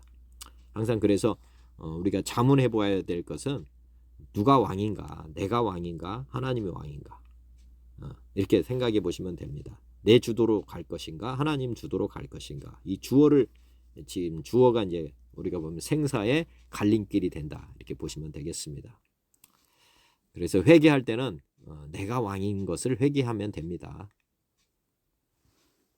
그렇게 살면 안 되기 때문에 하나님을 왕으로 섬겨야 되지, 하나님을 우리의 도구로 보조자로 이렇게 보면 안 됩니다. 자, 회개하고 하나님을 믿는 사람들에게 일어나는 변화를 한번 보시면은, 자, 거듭난 사람은 다시 이제 하나님의 자리를 이제 하나님께서 차지해야 되겠죠. 자, 지금 보면은 거듭났다 그러면은 이 영이 거듭난 거고, 이게 이제 하나님의 자녀가 되잖아요. 태어나는 것입니다. 영접 기도를 하게 되면 하나님이 이렇게 또 들어오십니다. 그리고 나서 이제 하나님 말씀도 두르고 이제 어떻게 하나님의 능력도 다 두릅니다. 하나님을 영접할 때 이 세 가지가 동시에 일어나지만 또 하나가 있는 게 뭐냐면 세상 지식도 이게 남아 있어요. 완전히 이게 그 컴퓨터를 완전 포맷하면은 세상 지식이 다 지워지면 좋은데 한꺼번에 지워지질 않아요. 그래서 날마다 어떤 일을 해야 되냐면, 이거는 구원을 얻었다, 이거 완료예요. 과거 완료. 그래서 하나님의 자녀가 되는 거는 한순간에 이루어지는 거고, 그 다음에 성장하는 것이라고 보면 됩니다. 자녀가 성장하듯이 이제 날마다 구원을 이루어 가야 되는데, 이게 뭐냐면 하나님 말씀이 이 세상 지식을 물리쳐야 되는 것입니다. 그래서 예수님이 하신 말씀이 있죠. 날마다 자기를 부인하고 하라. 그리고 그 부인의 대상은 뭐냐면 생각을 부인하는 것입니다. 생각, 감정, 의지, 이게 혼에 있는 이것들을 날마다 부인하면서 예수님을 따라가야 된다는 거예요. 그리고 하나님 말씀을 이제 따라가는 거죠. 말씀. 하나님이 들어오셨기 때문에 하나님 말씀대로 우리가 살아야 몸을 움직여야 되거든요. 이게 이제 그래서 구원의 과정은 속사람이 잘 되는 것이에요. 속사람이 잘 되면서 겉사람이 잘 되는 구조로 이렇게 가는 것입니다. 그래서 날마다 이제 말씀을 보는 것을 구원을 이루라는 이렇게 진행형으로 지금 말씀하고 있고요. 그 다음에 몸이라고 하는 이 육체는 언제 구원을 되느냐? 이 땅에서는 구원을 못 얻습니다. 잠든 이유, 즉 죽은 이후에 우리가 구원을 이루기 때문에 이것은 이루리라 이렇게 표현이 되어 있습니다. 이루라 이렇게 되어 있고, 하나는 이루리라 이렇게 되어 있는, 성경에서 이렇게 구원에 대해서 이렇게 세 가지로 시제가 구분된다는 것도 아시면 되겠습니다. 그래서 이게 구원을 받았다는 것인가 안 받았다는 것인가 이렇게 보실 게 아니고, 이게 구조적으로 보면은 이해가 이제 쉽게 되는 거죠. 이건 구원 받았구나, 하나님의 아들이 됐구나, 그리고 이제 성화 과정을 가는 거구나. 지금 죽을 때까지 사실은 말씀을 통해서 우리가 변화 과정을 가는 것, 새 피조물이 되었고 여기는 새 사람이 되어 가는 것입니다. 새 사람으로 이제 성장해 가는 것, 이것이 이제 구원을 이루는 거고, 그다음에 몸까지, 부활하는 몸까지 되려면은 이 땅에서는 부활은 못 하니까 단지 이제 능력은 받죠. 하나님의 일을 할 수 있도록 성령의 은사들이 이제 몸에 오기 때문에 업그레이드는 됩니다. 업그레이드. 그렇지만 이제 재건축은 안 되는 거죠. 죽고 나서 이제 새롭게 재건축이 되는 것이고, 리모델링 정도 이 땅에서는 경험할 수 있다 하는 것으로 보면 됩니다. 그래서 영이신 하나님을 따르면 세상 지식을 계속해서 부인하고 자기 십자가를 지고 가는 것, 이것이 이제 혼과 육이 거듭나는 과정이다 보시면 되겠습니다. 자, 구원과 관련된 말씀을 한번 보면, 자, 에베소서 2장 5절에 허물로 죽은 우리를 그리스도와 함께 살리셨고 너희는 은혜로 구원을 얻은 것이라. 너희는 그 은혜에 의하여 믿음으로 말미암아 구원을 얻었나니. 아까 완료형으로 표현한 거잖아요. 이것이 너에게서 난 것이 아니요 하나님의 선물이라. 이게 이제 영이 구원받았을 때를 이렇게 구원을 받았으니 완료형으로 썼죠. 그 다음에 빌립보서 2장 12절 그러므로 나의 사랑하는 자들아 너희가 나 있을 때뿐만 아니라 더욱 지금 나 없을 때에도 항상 복종하여 두렵고 떨림으로 너희 구원을 이루라. 이렇게 이루라고 하는 것은 진행형으로 지금 보시면 되겠네요. 이게 아까 혼의 구원이죠. 이게 혼의 구원, 이건 영의 구원. 자, 디모데전서 2장 15절 그러나 여자들이 만일 정숙함으로써 믿음과 사랑과 거룩함에 거하면 그의 해산함으로 구원을 얻으리라. 이건 미래형으로 썼는데 이것이 몸의 부활을 얘기하는 것입니다. 부활. 해산. 예수님이 돌아가실 때 여자의 해산으로 죽으심을 묘사하잖아요. 비유하잖아요. 마찬가지로 우리가 이제 죽음에 이르는 것을 이제 해산한다고 보시면 됩니다. 왜냐하면 더 좋은 즐거운 고통이죠. 해산이라고 하는 거는 고통으로만 끝나는 게 아닙니다. 즐거운 고통이죠. 자식이 태어나는 거기 때문에 우리는 죽어도 부활하니까 얼마나 즐거운 고통입니까? 우리 죽음을 즐거운 고통이다 이렇게 보시면 됩니다. 더 좋은 곳으로 이사 가는 것이다. 또 이렇게 보셔도 좋습니다. 베드로전서 1장에서도 보면은 우리 주 예수 그리스도의 아버지 하나님을 찬송하리로다. 그의 많으신 긍휼대로 예수 그리스도를 죽은 자 가운데서 부활하게 하심으로 말미암아 우리를 거듭나게 하사 산소망이 있게 한다. 이 산소망이 뭐예요? 부활하시는 거. 이것을 우리가 소망할 수 있게 해 주셨다. 그래서 이건 미래형이죠. 미래형. 부활은 이제 죽은 이후에 일어나는 사건이기 때문에 이 땅에서는 우리가 맛볼 수 없는 것입니다. 자, 구약의 백성들 보시면은 이제 죄와 사망의 법 작동 원리를 한번 잘 보시면 하나님이 만드실 때에는 보이는 것, 즉 몸의 기관을 통해 알 수 있게 되는 것이 아니라 영이신 하나님을 주목하며 의사결정하는 체계로 되어 있었다. 하나님이 안에 계실 때는 하나님 보이지 않잖아요. 보이지 않는 것을 중심으로 의사결정하도록 해놨었습니다. 자, 하나님이 떠난 이후에 사람들은 의식할 수 있는 것 중심으로 의사결정을 하게 되었다. 이게 이제 변형이죠, 변형. 하나님 계획이 어그러진 것입니다. 원래는 하나님과 쉽게 말하면 하나님과 항상 소통, 대화 이게 이제 기본적으로 이루어지면서 일을 하는 것이었어요.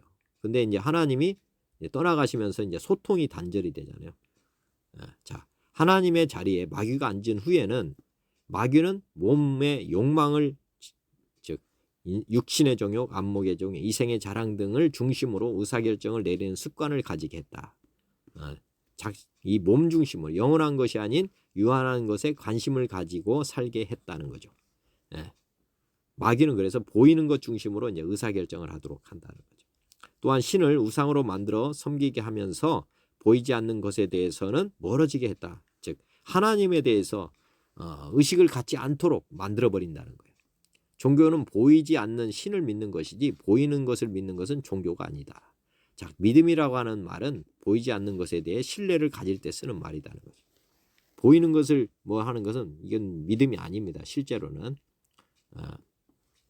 진짜는 보이지 않는 대상을 우리가 실제처럼 바라보고 믿는 것, 이것이 믿음입니다.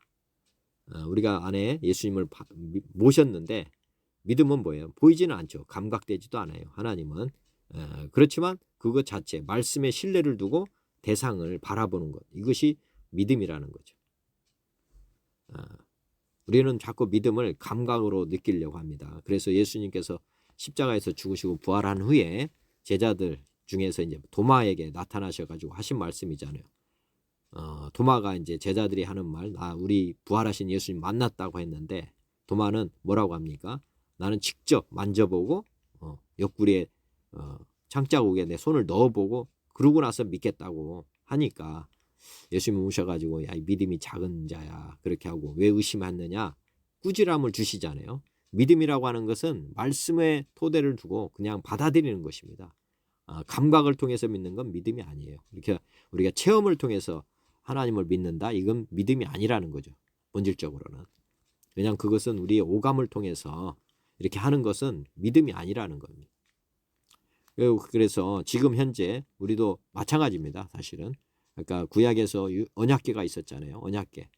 언약궤 하나님이 살아계셨다는 것을 뭘로 알 수 있냐면 돌판, 그리고 만나, 아론의 쌍난 지팡이 이런 거 보고 믿으면 되는 거거든요. 아, 그렇구나. 이렇게 믿으면 되지. 지금도 이걸 그대로 해주세요. 뭐 하나님께 그러고 나서 믿겠습니다. 그거는 사실 믿음이 아니라는 거죠. 성경에 이렇게 기록으로 남겨주신 것은 우리 보고 그것을 믿으라고 하는 것이지, 그것을 지금 우리한테 우리가 그것대로 해주세요 이렇게 요청하도록 하는 것은 아니라는 거죠. 지금도 그렇게 요청하는 사람들이 있습니다. 그렇지만 하나님께서 그걸 들어주실 분도 있지만은 들어주고 나서 하나님께서 또 이렇게 책망하실 것입니다. 왜 안 믿었느냐. 성경에는 믿을 수 있는 많은 증거들을 지금 두고 우리에게 성경을 기록해서 우리에게 넘겨주신 것입니다. 자, 광야에서 살던 이스라엘 백성들이 뱀에 물렸을 때 왜 노뱀을 만들어서 보게 하면 낫게 된다는 내용이 이제 성경에 나옵니다. 노뱀 사건이라고 보면 되죠. 노뱀. 자, 민수기 21장 9절에 모세가 노뱀을 만들어 장대에 다니 뱀에게 물린 자가 노뱀을 쳐다본 적 모두 살더라.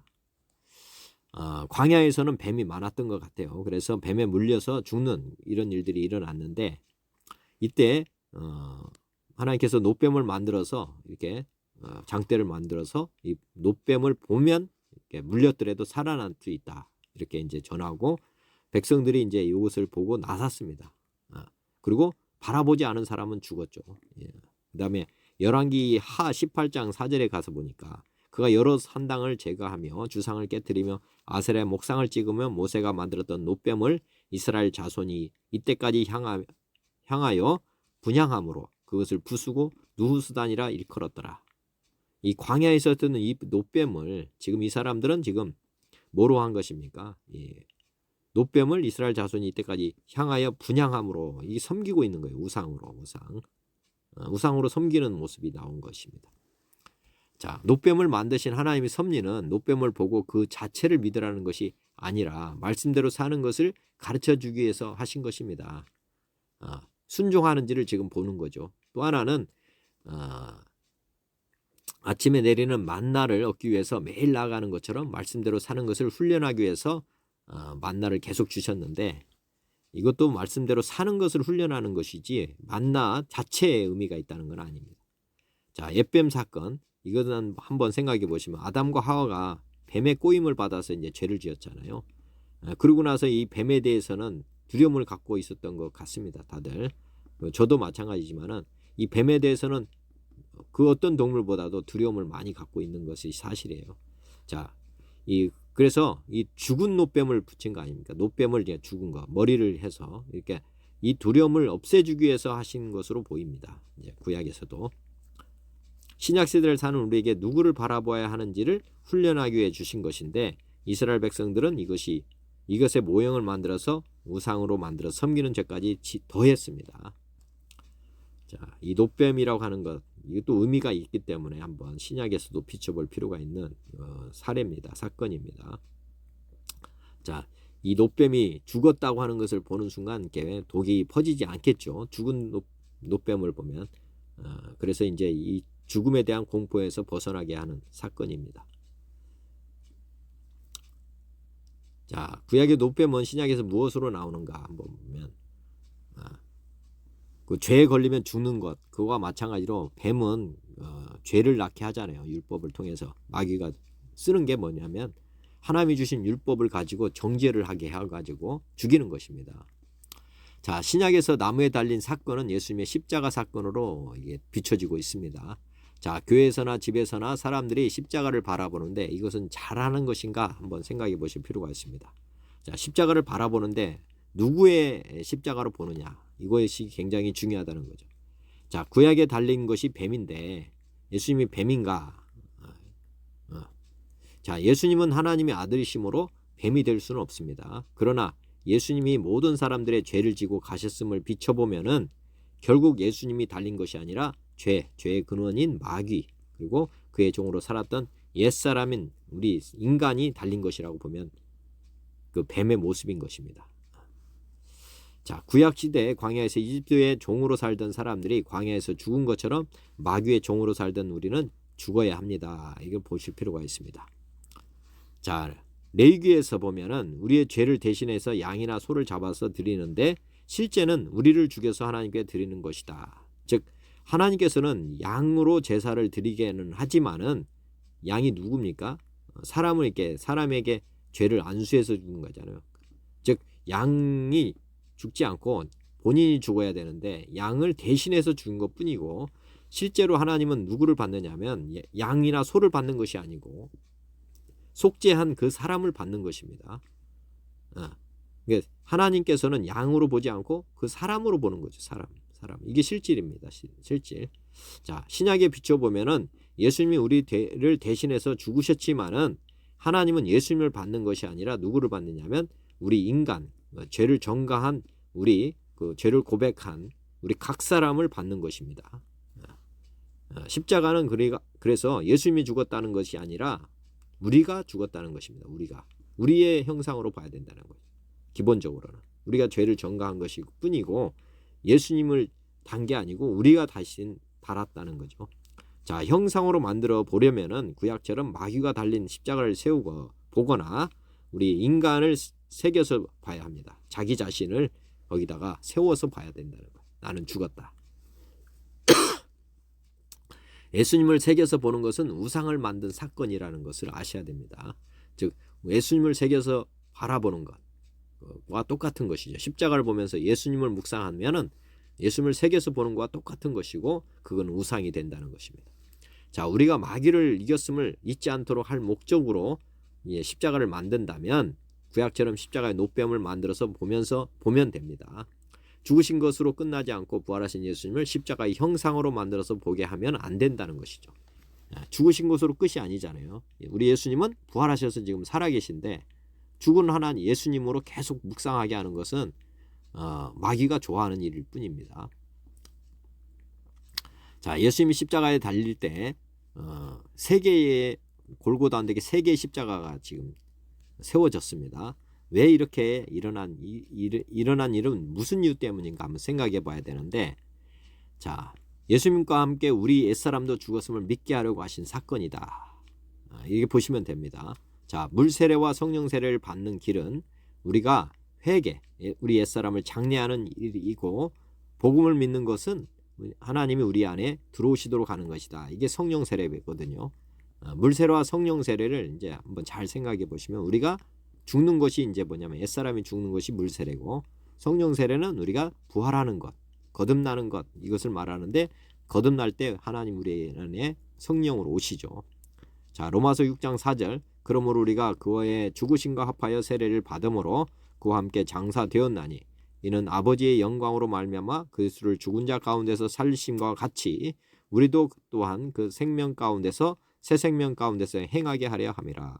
우리가 알거니와 우리의 옛사람이 예수와 함께 십자가에 못 박힌 것은 죄의 몸이 죽어 다시는 우리가 죄에게 종노릇 하지 아니하려 함이니 만일 우리가 그리스도와 함께 죽었으면 또한 그와 함께 살 줄을 믿노니.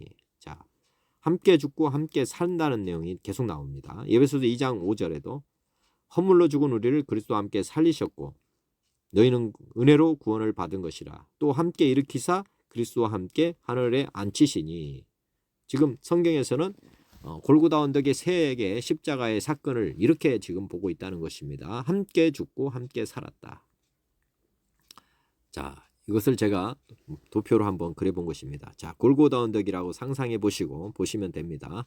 자, 예수님과 함께 왼쪽 강도가 하나 있죠. 그 다음에 우측 강도도 이렇게 있다고 보시면 이게 이제 자, 예수님이 함께 죽었다는 거죠. 이 옛사람이에요, 이게. 누가복음에 보면은 이 강도 하나가 있죠. 강도는 한쪽 강도는 욕을 하죠. 너도 구원하고 나도 구원해달라 하면서 저주를 합니다. 예수님을. 그리고 한쪽 강도는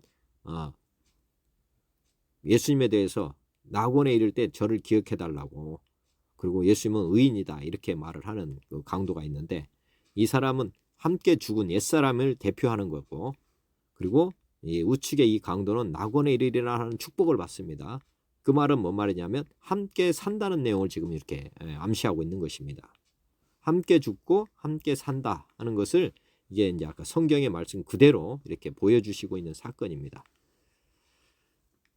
이게 물 세례는 죽음을 상징하고 성령 세례는 함께 사는 얘기를 하고, 그 다음에 제자들에게는 이제 앞으로 화목의 제물이 되어라. 예수님처럼 이렇게 너희들도 그 불신자들에 대해서 함께 죽고 함께 살아라 뭐 이런 거를 지금 우리에게 지금 보여주는 이게 사건이 이제 골고다 언덕의 세 개의 십자가 사건이라 보시면 됩니다.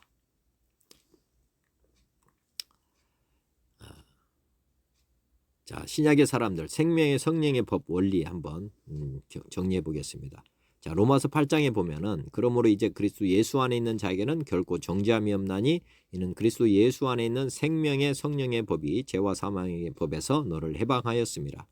율법이 육신으로 말미암아 연약하여 할 수 없는 그것을 하나님은 하시나니 곧 죄로 말미암아 자기 아들을 죄 있는 육신의 모양으로 보내어 육신의 죄를 정하사 육신을 따르지 않고 그 영을 따라 행하는 우리에게 율법의 요구가 이루어지게 하려 하심이니라. 육신을 따르는 자는 육신의 일을, 영을 따르는 자는 영의 일을 생각하나니 육신의 생각은 사망이요 영의 생각은 생명과 평안이라. 자, 여기에 이제 중요한 이 법칙 두 개가 나왔죠. 죄와 사망의 법, 생명의 성령의 법이 너희를 해방했다. 이 원리는 보면 육신을 따르지 않고 영을 따라 행하는 우리에게 율법의 요구가 이루어지게 한다. 그리고 여기 보면 육신을 따르는 자는 육신의 일, 영을 따르는 자는 영의 일을 생각한다. 육신의 생각은 사망이다. 영의 생각은 생명과 평안이다. 영의 생각, 육신의 생각이 무엇이냐? 이게 마귀입니다. 마귀. 이거는 영의 생각은 뭐야? 말씀이죠. 말씀. 이건 육의 생각은 아까 육신의 종요, 안목의 종, 이생의 자랑 이런 것들이 이제 이 사망을 낳는다는 거고, 영의 생각은 이제 말씀이죠. 성경 말씀. 하나님에 대해서 이 생각을 하면 생명과 평안이 임하게 된다. 영원한 것을 바라보면 영원한 생명을 얻고 일시적인 것, 이 땅의 것들, 보이는 것들 생각하고 바라보면 다 사망으로 끝이 난다. 이게 이제 생명의 법, 성령의 법, 죄와 사망의 법, 그 내용입니다. 자, 하나님 은혜로 거듭난 사람들은 이제부터는 육신대로 사는 존재가 아니라 하나님의 영을 중심으로 살아야 한다. 자, 이를 위해서 거듭나게 하시고 성령님을 선물로 주시는 이유다. 바로 영을 중심으로 살아야 영생을 얻을 수 있기 때문이다. 우리 안에 오신 하나님을 어떻게 따를 수 있는가? 마귀를 따르는 길과 반대길로 가면 된다는 거죠. 구약과 반대로 가면 된다. 즉 보이는 것이 아니라 보이지 않는 분, 하나님을 의식하면서 그분의 말씀대로 움직이는 것이다. 자, 이것이 하나님이 이제 믿음으로 사는 거예요. 믿음으로. 감각되는 게 아니에요. 감각을 활용하면 안 됩니다. 반드시 믿음, 느껴지고 뭐 이런 게 아니에요. 말씀과 믿음으로 이제 가는 거예요. 하나님이 계획하신 생명의 성령의 법칙이다. 이것이. 자, 사람은 행동을 습관이 되게 해서 몸이 무의식적으로 기억을 하게 하는 것. 이게 이제 되어야 됩니다. 행함이 없으면 죽습니다. 그래서 우리가 성령의 법에 의해도 결과적으로는 똑같이 행동이 나와야 되는 거예요. 우리가 보면 행위로 구원받는다. 뭐 구약엔 그랬잖아요. 구약은 행위로 구원받기 때문에 행위에 강조점을 두었습니다. 그러면 신약은 뭐냐? 신약은 행위에 강조점을 둔 건 아니에요. 그렇지만은 결과적으로는 행위가 구약의 사람들이 노력하려고 했던 그 행동이 나와야지만이 이게 제대로 된 것입니다. 그래서 이 신약에서는 이 행위를 온전하게 하는 방법을 지금 주시는 것입니다. 하나님이 오셔가지고 행위를 해가지고 구약에서 못 이뤘던 이 행동을 여기서 신약에서는 이루게 한다. 이런 것입니다.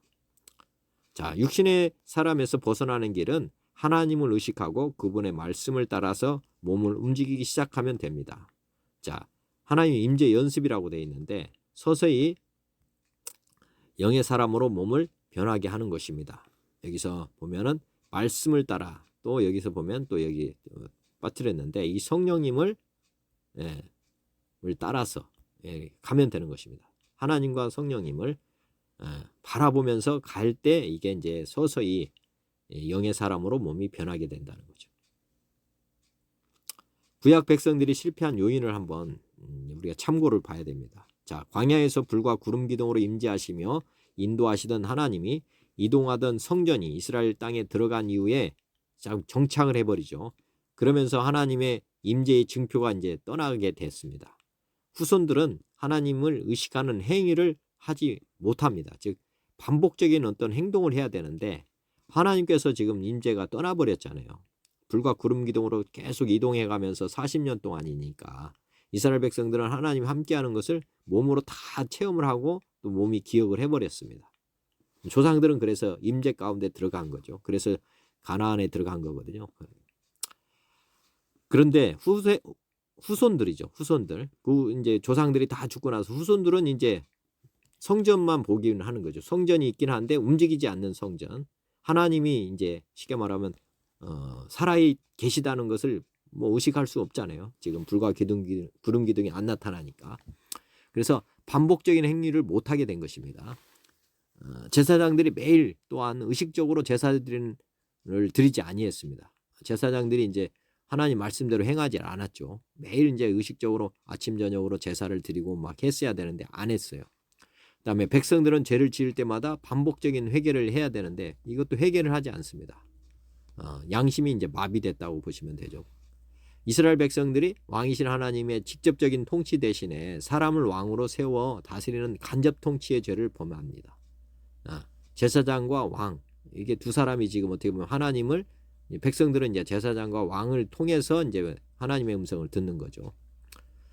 자, 증거계 언약궤, 즉 만나 돌판, 율법, 아론의 쌍난 지팡이 등 이런 것을 활용해서 후손들, 이스라엘 백성들에게 이제 하나님을 믿도록 이런 것들을 사용해서 쉽게 말하면 증거를 하고 후손들을 교육해야 되는데 그냥 단지 보관만 했습니다. 보관만. 지성소에다 보관만 한 거죠. 이 지성소는 아무나 들어가지 못하잖아요. 들어가면 이제 뭐 죽을 수가 있고 하니까 그냥 보관에 어떻게 보면 충실한 거죠. 그래서 지금까지 우리에게 전달됐는지도 모릅니다. 여하튼 이 이스라엘 백성들이 이렇게 해서 실패했다는 거죠.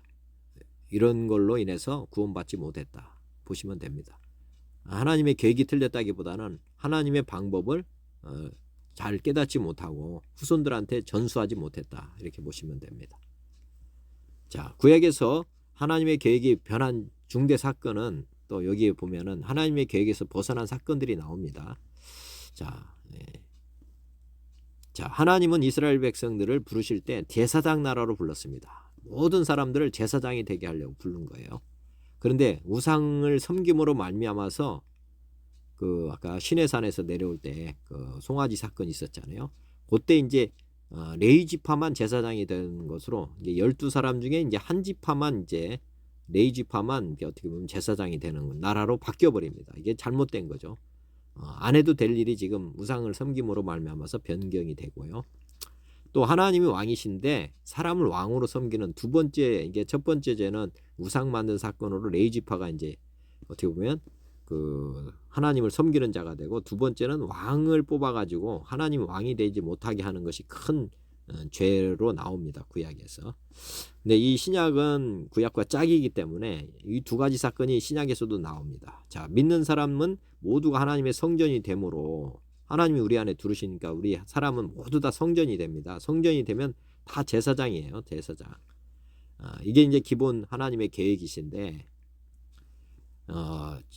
이게 그 뒤에 나오지만은 사도행전 6장에 보면은 히브리파와 헬라파가 분쟁을 하면서 전임 사역자와 봉사자로 나눠집니다. 그래서 이게 목회자와 이제 7지파를 세우는 내용이 나오죠. 그래서 여기서 또 이게 아까 했듯이 다 제사장이 돼야 되는데 요거로 말미암아서 목회자만 제사장이 되고 나머지는 이제 성도로 이렇게 평신도라고 이렇게 둘로 나눠지는 사건이 나오고, 하나님을 왕으로 섬겨야 하는데 신약에서는 교황을 세우잖아요. 교회도 동일하게 교단을 만들고 교황 체계를 가지고 따라가고 있습니다. 이게 이제 신약에서 큰 문제점이죠.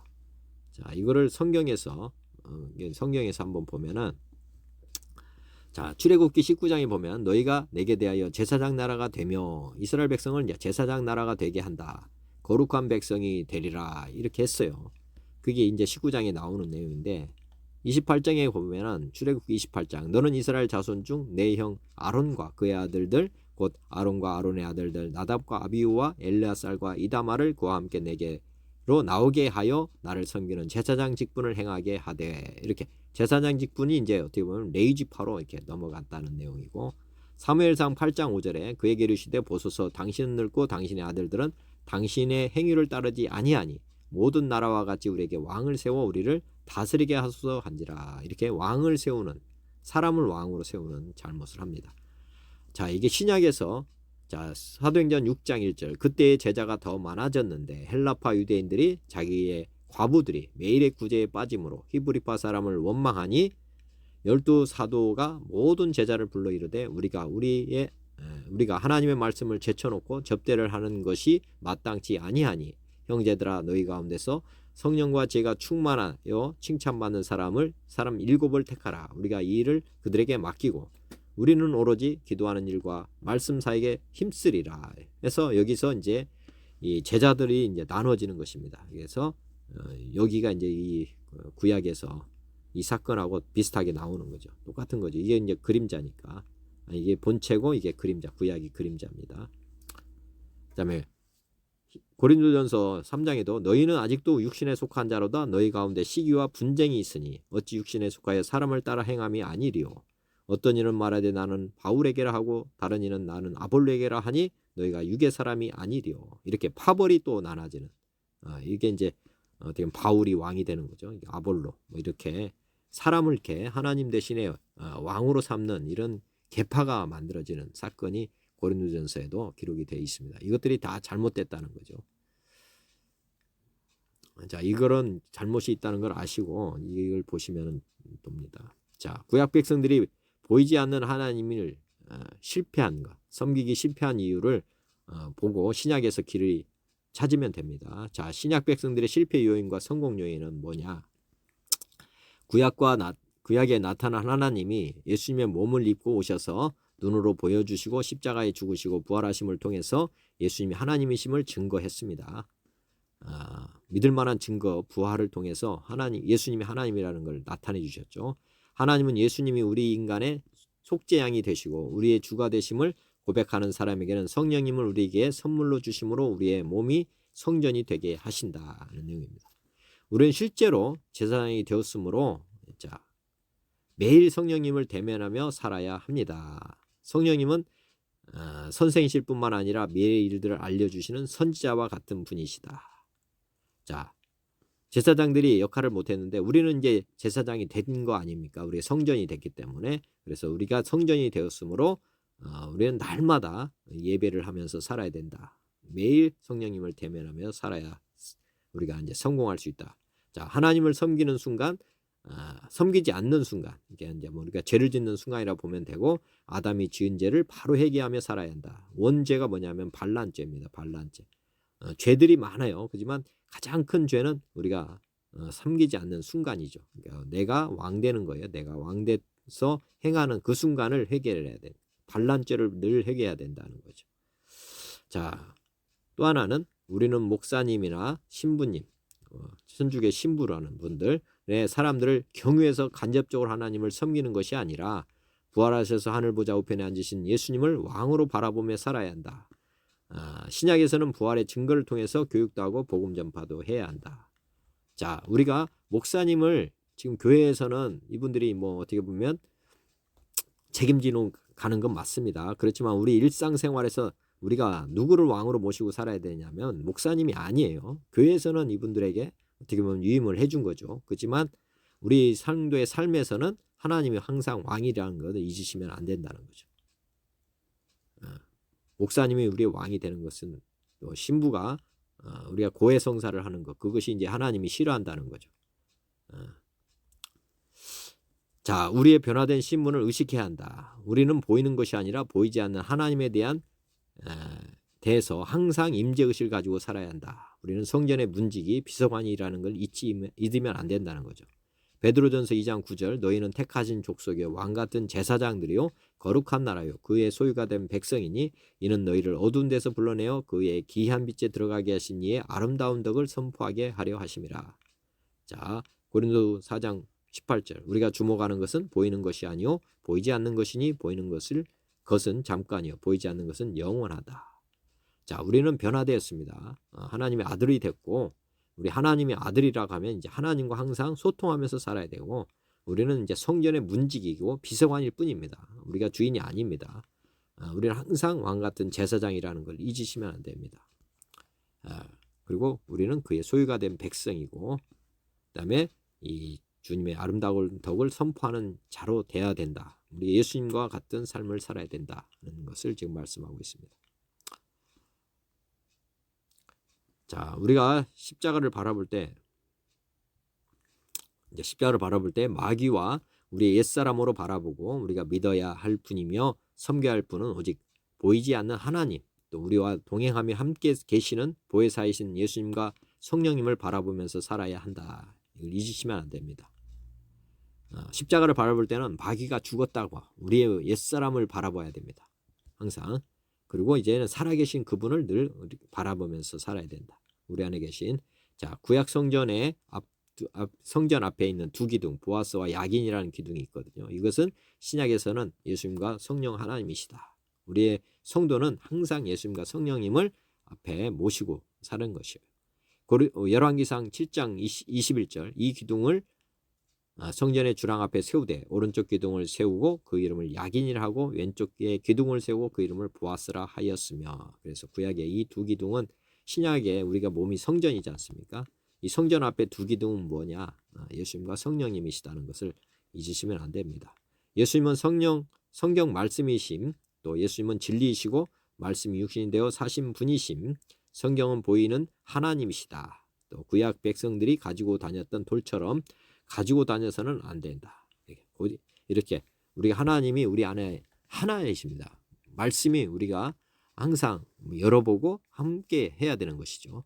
또 말씀이신 예수님이 우리 안에 또 계시기 때문에 이 고약의 돌처럼 그렇게 분리된 것이 아니다는 것을 생각하고 사셔야 됩니다. 자, 성령님은 우리에게 가르쳐 주시고 능력으로 보호를 해주시며 권능을 주시는 분이시다.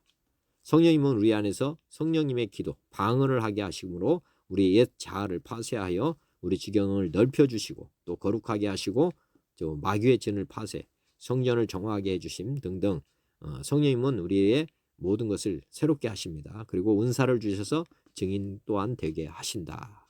그래서 우리의 신앙생활에서 가장 핵심이 되는 두 분은 바로 예수님과 성령님이 복음이 된다 하는 것입니다. 자, 본론으로 이제 마지막입니다.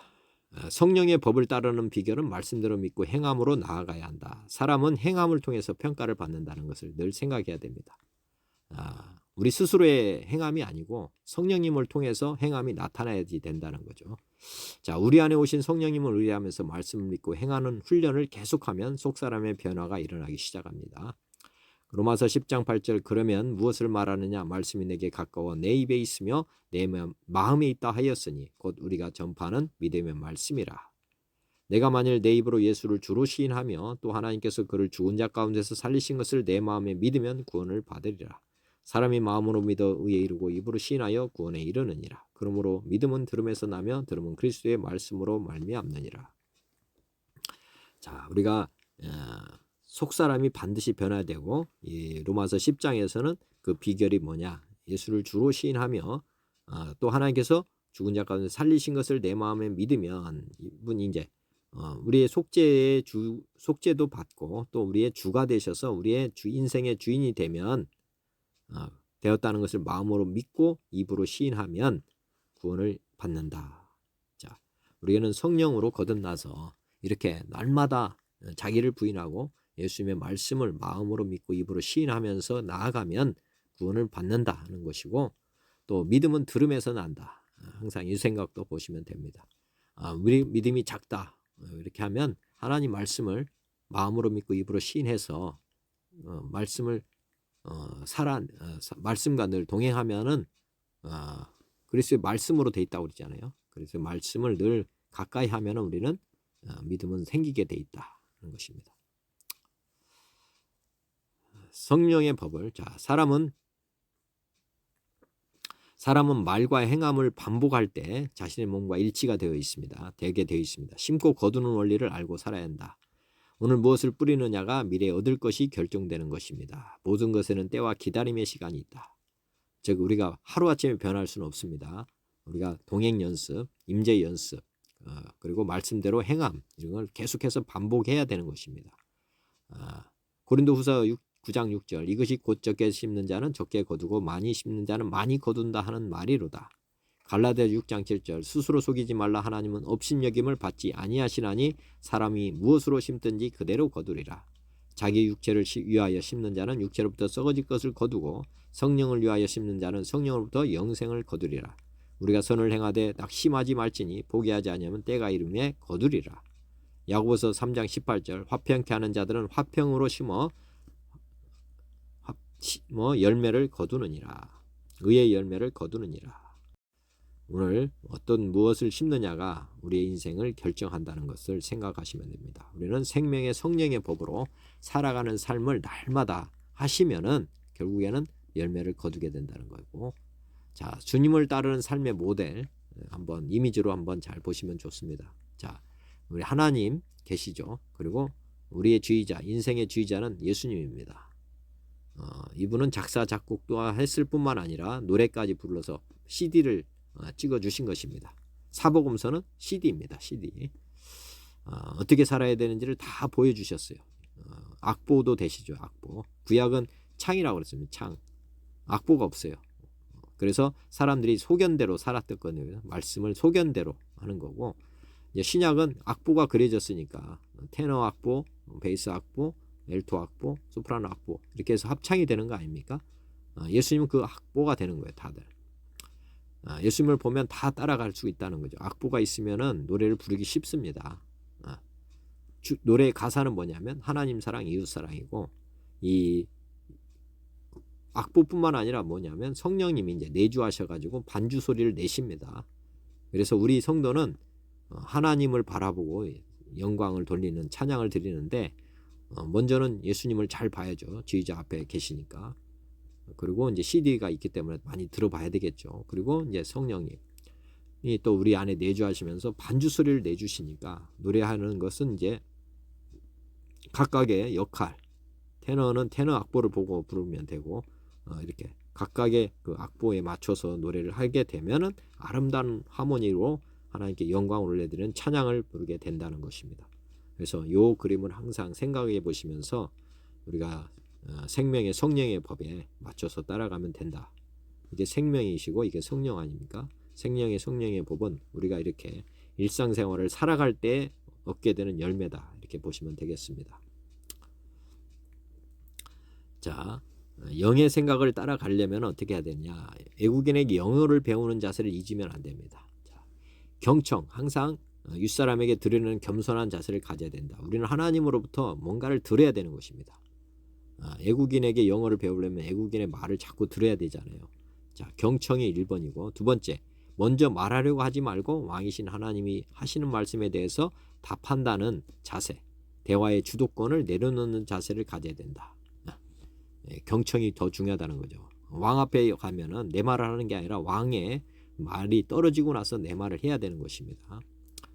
기도할 때, 그러니까 아침에 나가서 기도할 때 막 자기 생각만 하면 안 돼요. 가만히 앉아서 하나님 이렇게 부르시면 됩니다. 먼저는 하나님 말씀하소서 듣겠습니다. 이런 마음으로 가만히 계시면은 하나님께서는 기도의 제목들을 알려주십니다. 그러면 거기에 맞춰서 우리가 기도에 동참하는 거거든요. 자, 아무리 좋은 것도 반복하지 않으면 내 것이 안 된다는 것을 알고 반복하는 습관을 가져야 된다. 이 말씀도 한 번에 알아들을 수 없습니다. 그래서 말씀을 늘 묵상하면서 또한 삼위 하나님을 늘 바라보는 것 중요하거든요. 말씀 묵상뿐만 아니라 바라보고 듣는 것, 경청, 그다음에 말씀대로 이제 순종해 보는 것, 해보시면 압니다. 하나님 말씀은 진리이시고 그 열매를 그대로 거두게 되어 있습니다. 그래서 힘들고 어려울 때라도 자기 생각과 다른다 할지라도 하나님 말씀대로 한번 행해 보십시오. 그게 이제 순종하는 것입니다. 하나님 성령이 주시는 생각에 우리의 생각을 맡기는 거예요. 감각이나 감정, 지식 이런 걸 다 버려야 됩니다. 우리의 그런 오감 이런 걸 활용하는 걸 다 버리고 오직 하나님 말씀대로 그냥 움직이는 거예요. 그러면은 하나님께서는 뭔가를 보여주십니다. 자, 시간이 생명이고 시간이 가지 아니하면 안 된다는 것을 명심하십시오. 이 가지 아니하면이 아니라 시간을 들이지 아니하면, 우리 생명은 시간입니다. 하나님께 시간을 들이지 않는 사람이 많습니다. 근데 우리가 연합되고 동행했다면은 아까 제사장이 성전에서 하루 잠들어 있는 거 아니에요. 하나님과 함께. 우리는 그런 삶을 우리가 훈련해야 되는 것입니다. 하나님을 돕는 자로 보면 안 되고 우리의 부모님을 바라보듯이 항상 인격체로 바라보고 소통해야 된다. 그냥 도구로 보면 안 된다는 하나님은. 하나님은 우리의 주인이 되어야 되고 그분이 주권자가 되어야 된다. 우리 인생의 왕이 되어야 된다 하는 것을 잊으면 안 됩니다. 그리고 항상 소통을 해야 된다는 것. 사람은 누구의 생각을 받느냐에 따라서 성패가 좌우됩니다. 영의 생각은 말씀이고 영의 생각을 따르려면 말씀을 항상 들어야 된다. 우리는 우리의 자신의 생각대로 움직이면 절대 안 됩니다. 오직 그 마귀가 주는 생각을 버리고 영의 생각, 영의 생각은 하나님 말씀입니다. 그리고 성령님은 저도 많은 말씀을 하나님으로부터 받습니다. 이게 이제 영의 생각이라고 보거든요, 저는. 그리고 성경을 볼 때도 많은 깨달음을 어떻게 받느냐, 이 생각으로 옵니다, 하나님께서. 그리고 어떤 분은 이제 음성으로 듣기도 하는데 그런 경우는 아직 적고 대부분은 성경 말씀이 레마의 말씀으로 이렇게 들려서 생각이 나서 이렇게 열매를 맺게 되는 거거든요. 그래서 생명의 성령의 법에 대해서 한번 깊이 한번 생각해 보시고 제가 드리는 것을 참고로 보시면 좋겠습니다. 여기에 추가로 한번 더 한 가지 주제가 더 있는데 구약에서 이제 족보가 있었잖아요. 구약에서 이제 어떻게 보면 혈연 관계로 자식을 통해서 영생을 얻었다 이렇게 보시면 그 신약에서는 무엇이냐면은 제자들을 통해서 예수님이 돌아가시고 부활하신 후에 승천하시기 전에 마태복음 28장에 이 말씀을 하셨습니다. 너희는 가서 모든 족속으로 제자를 삼아 아버지와 아들과 성령의 이름으로 세례를 주고 내가 너에게 분부한 모든 것을 가르쳐 지키게 하라. 뭐 자식을 낳으라는 게 아니라 여기서 예수님은 우리에게 당부하신 건 제자를 삼으라고 했습니다. 아까 그 구약에서 자식이 끊기면 그냥 끝나는 거잖아요. 그와 마찬가지로 우리 믿음도 사실은 제자를 통해서 전수하라고 지금 우리 하나님께서는 명령하고 계십니다. 육적인 자녀가 아니라 영적인 자녀를 낳아라. 그러면 이게 영생이 이어진다고 영생을 하게 된다는 것을 지금 우리에게도 말씀하고 계십니다. 그러므로 우리가 이제 육적인 자녀도 중요하지만은 영적인 자녀 이 대를 이어놓고 가야 된다는 그것이 우리에게 주신 가장 큰 사명일 수 있다 하는 것으로 오늘 말씀을 마감하려고 합니다. 하여튼 우리가 제자 삼는 삶이 영생을 얻게 하는 복된 통로가 된다는 것을 생각해 보시고 우리가 우리 자신의 믿음으로만 끝나면 안 되고 반드시 전도하고 베드로에게 당부하신 것처럼 양육하라고 하는 것 그거를 우리가 소홀히 해서는 절대 안 된다 하는 것을 덧붙여 말씀드리겠습니다. 기도하고 마치겠습니다. 사랑과 은혜가 많으신 하나님 아버지 고맙고 감사합니다. 오늘 또 모든 것을 주시고 모든 것을 이루어 가고 계심에 감사드립니다. 두서없이 드린 말씀일지라도 하나님께서 각 사람 마음을 만져주시고 죄와 사망의 법에서 벗어나 생명의 성령의 법으로 모두가 살아갈 수 있도록 은혜 베풀어 주시옵소서. 모든 것을 주님께 의탁하옵고 만왕의 양 되신 우리 주 예수님의 이름으로 간절히 기도드렸사옵나이다. 아멘. 수고하셨습니다. 감사합니다.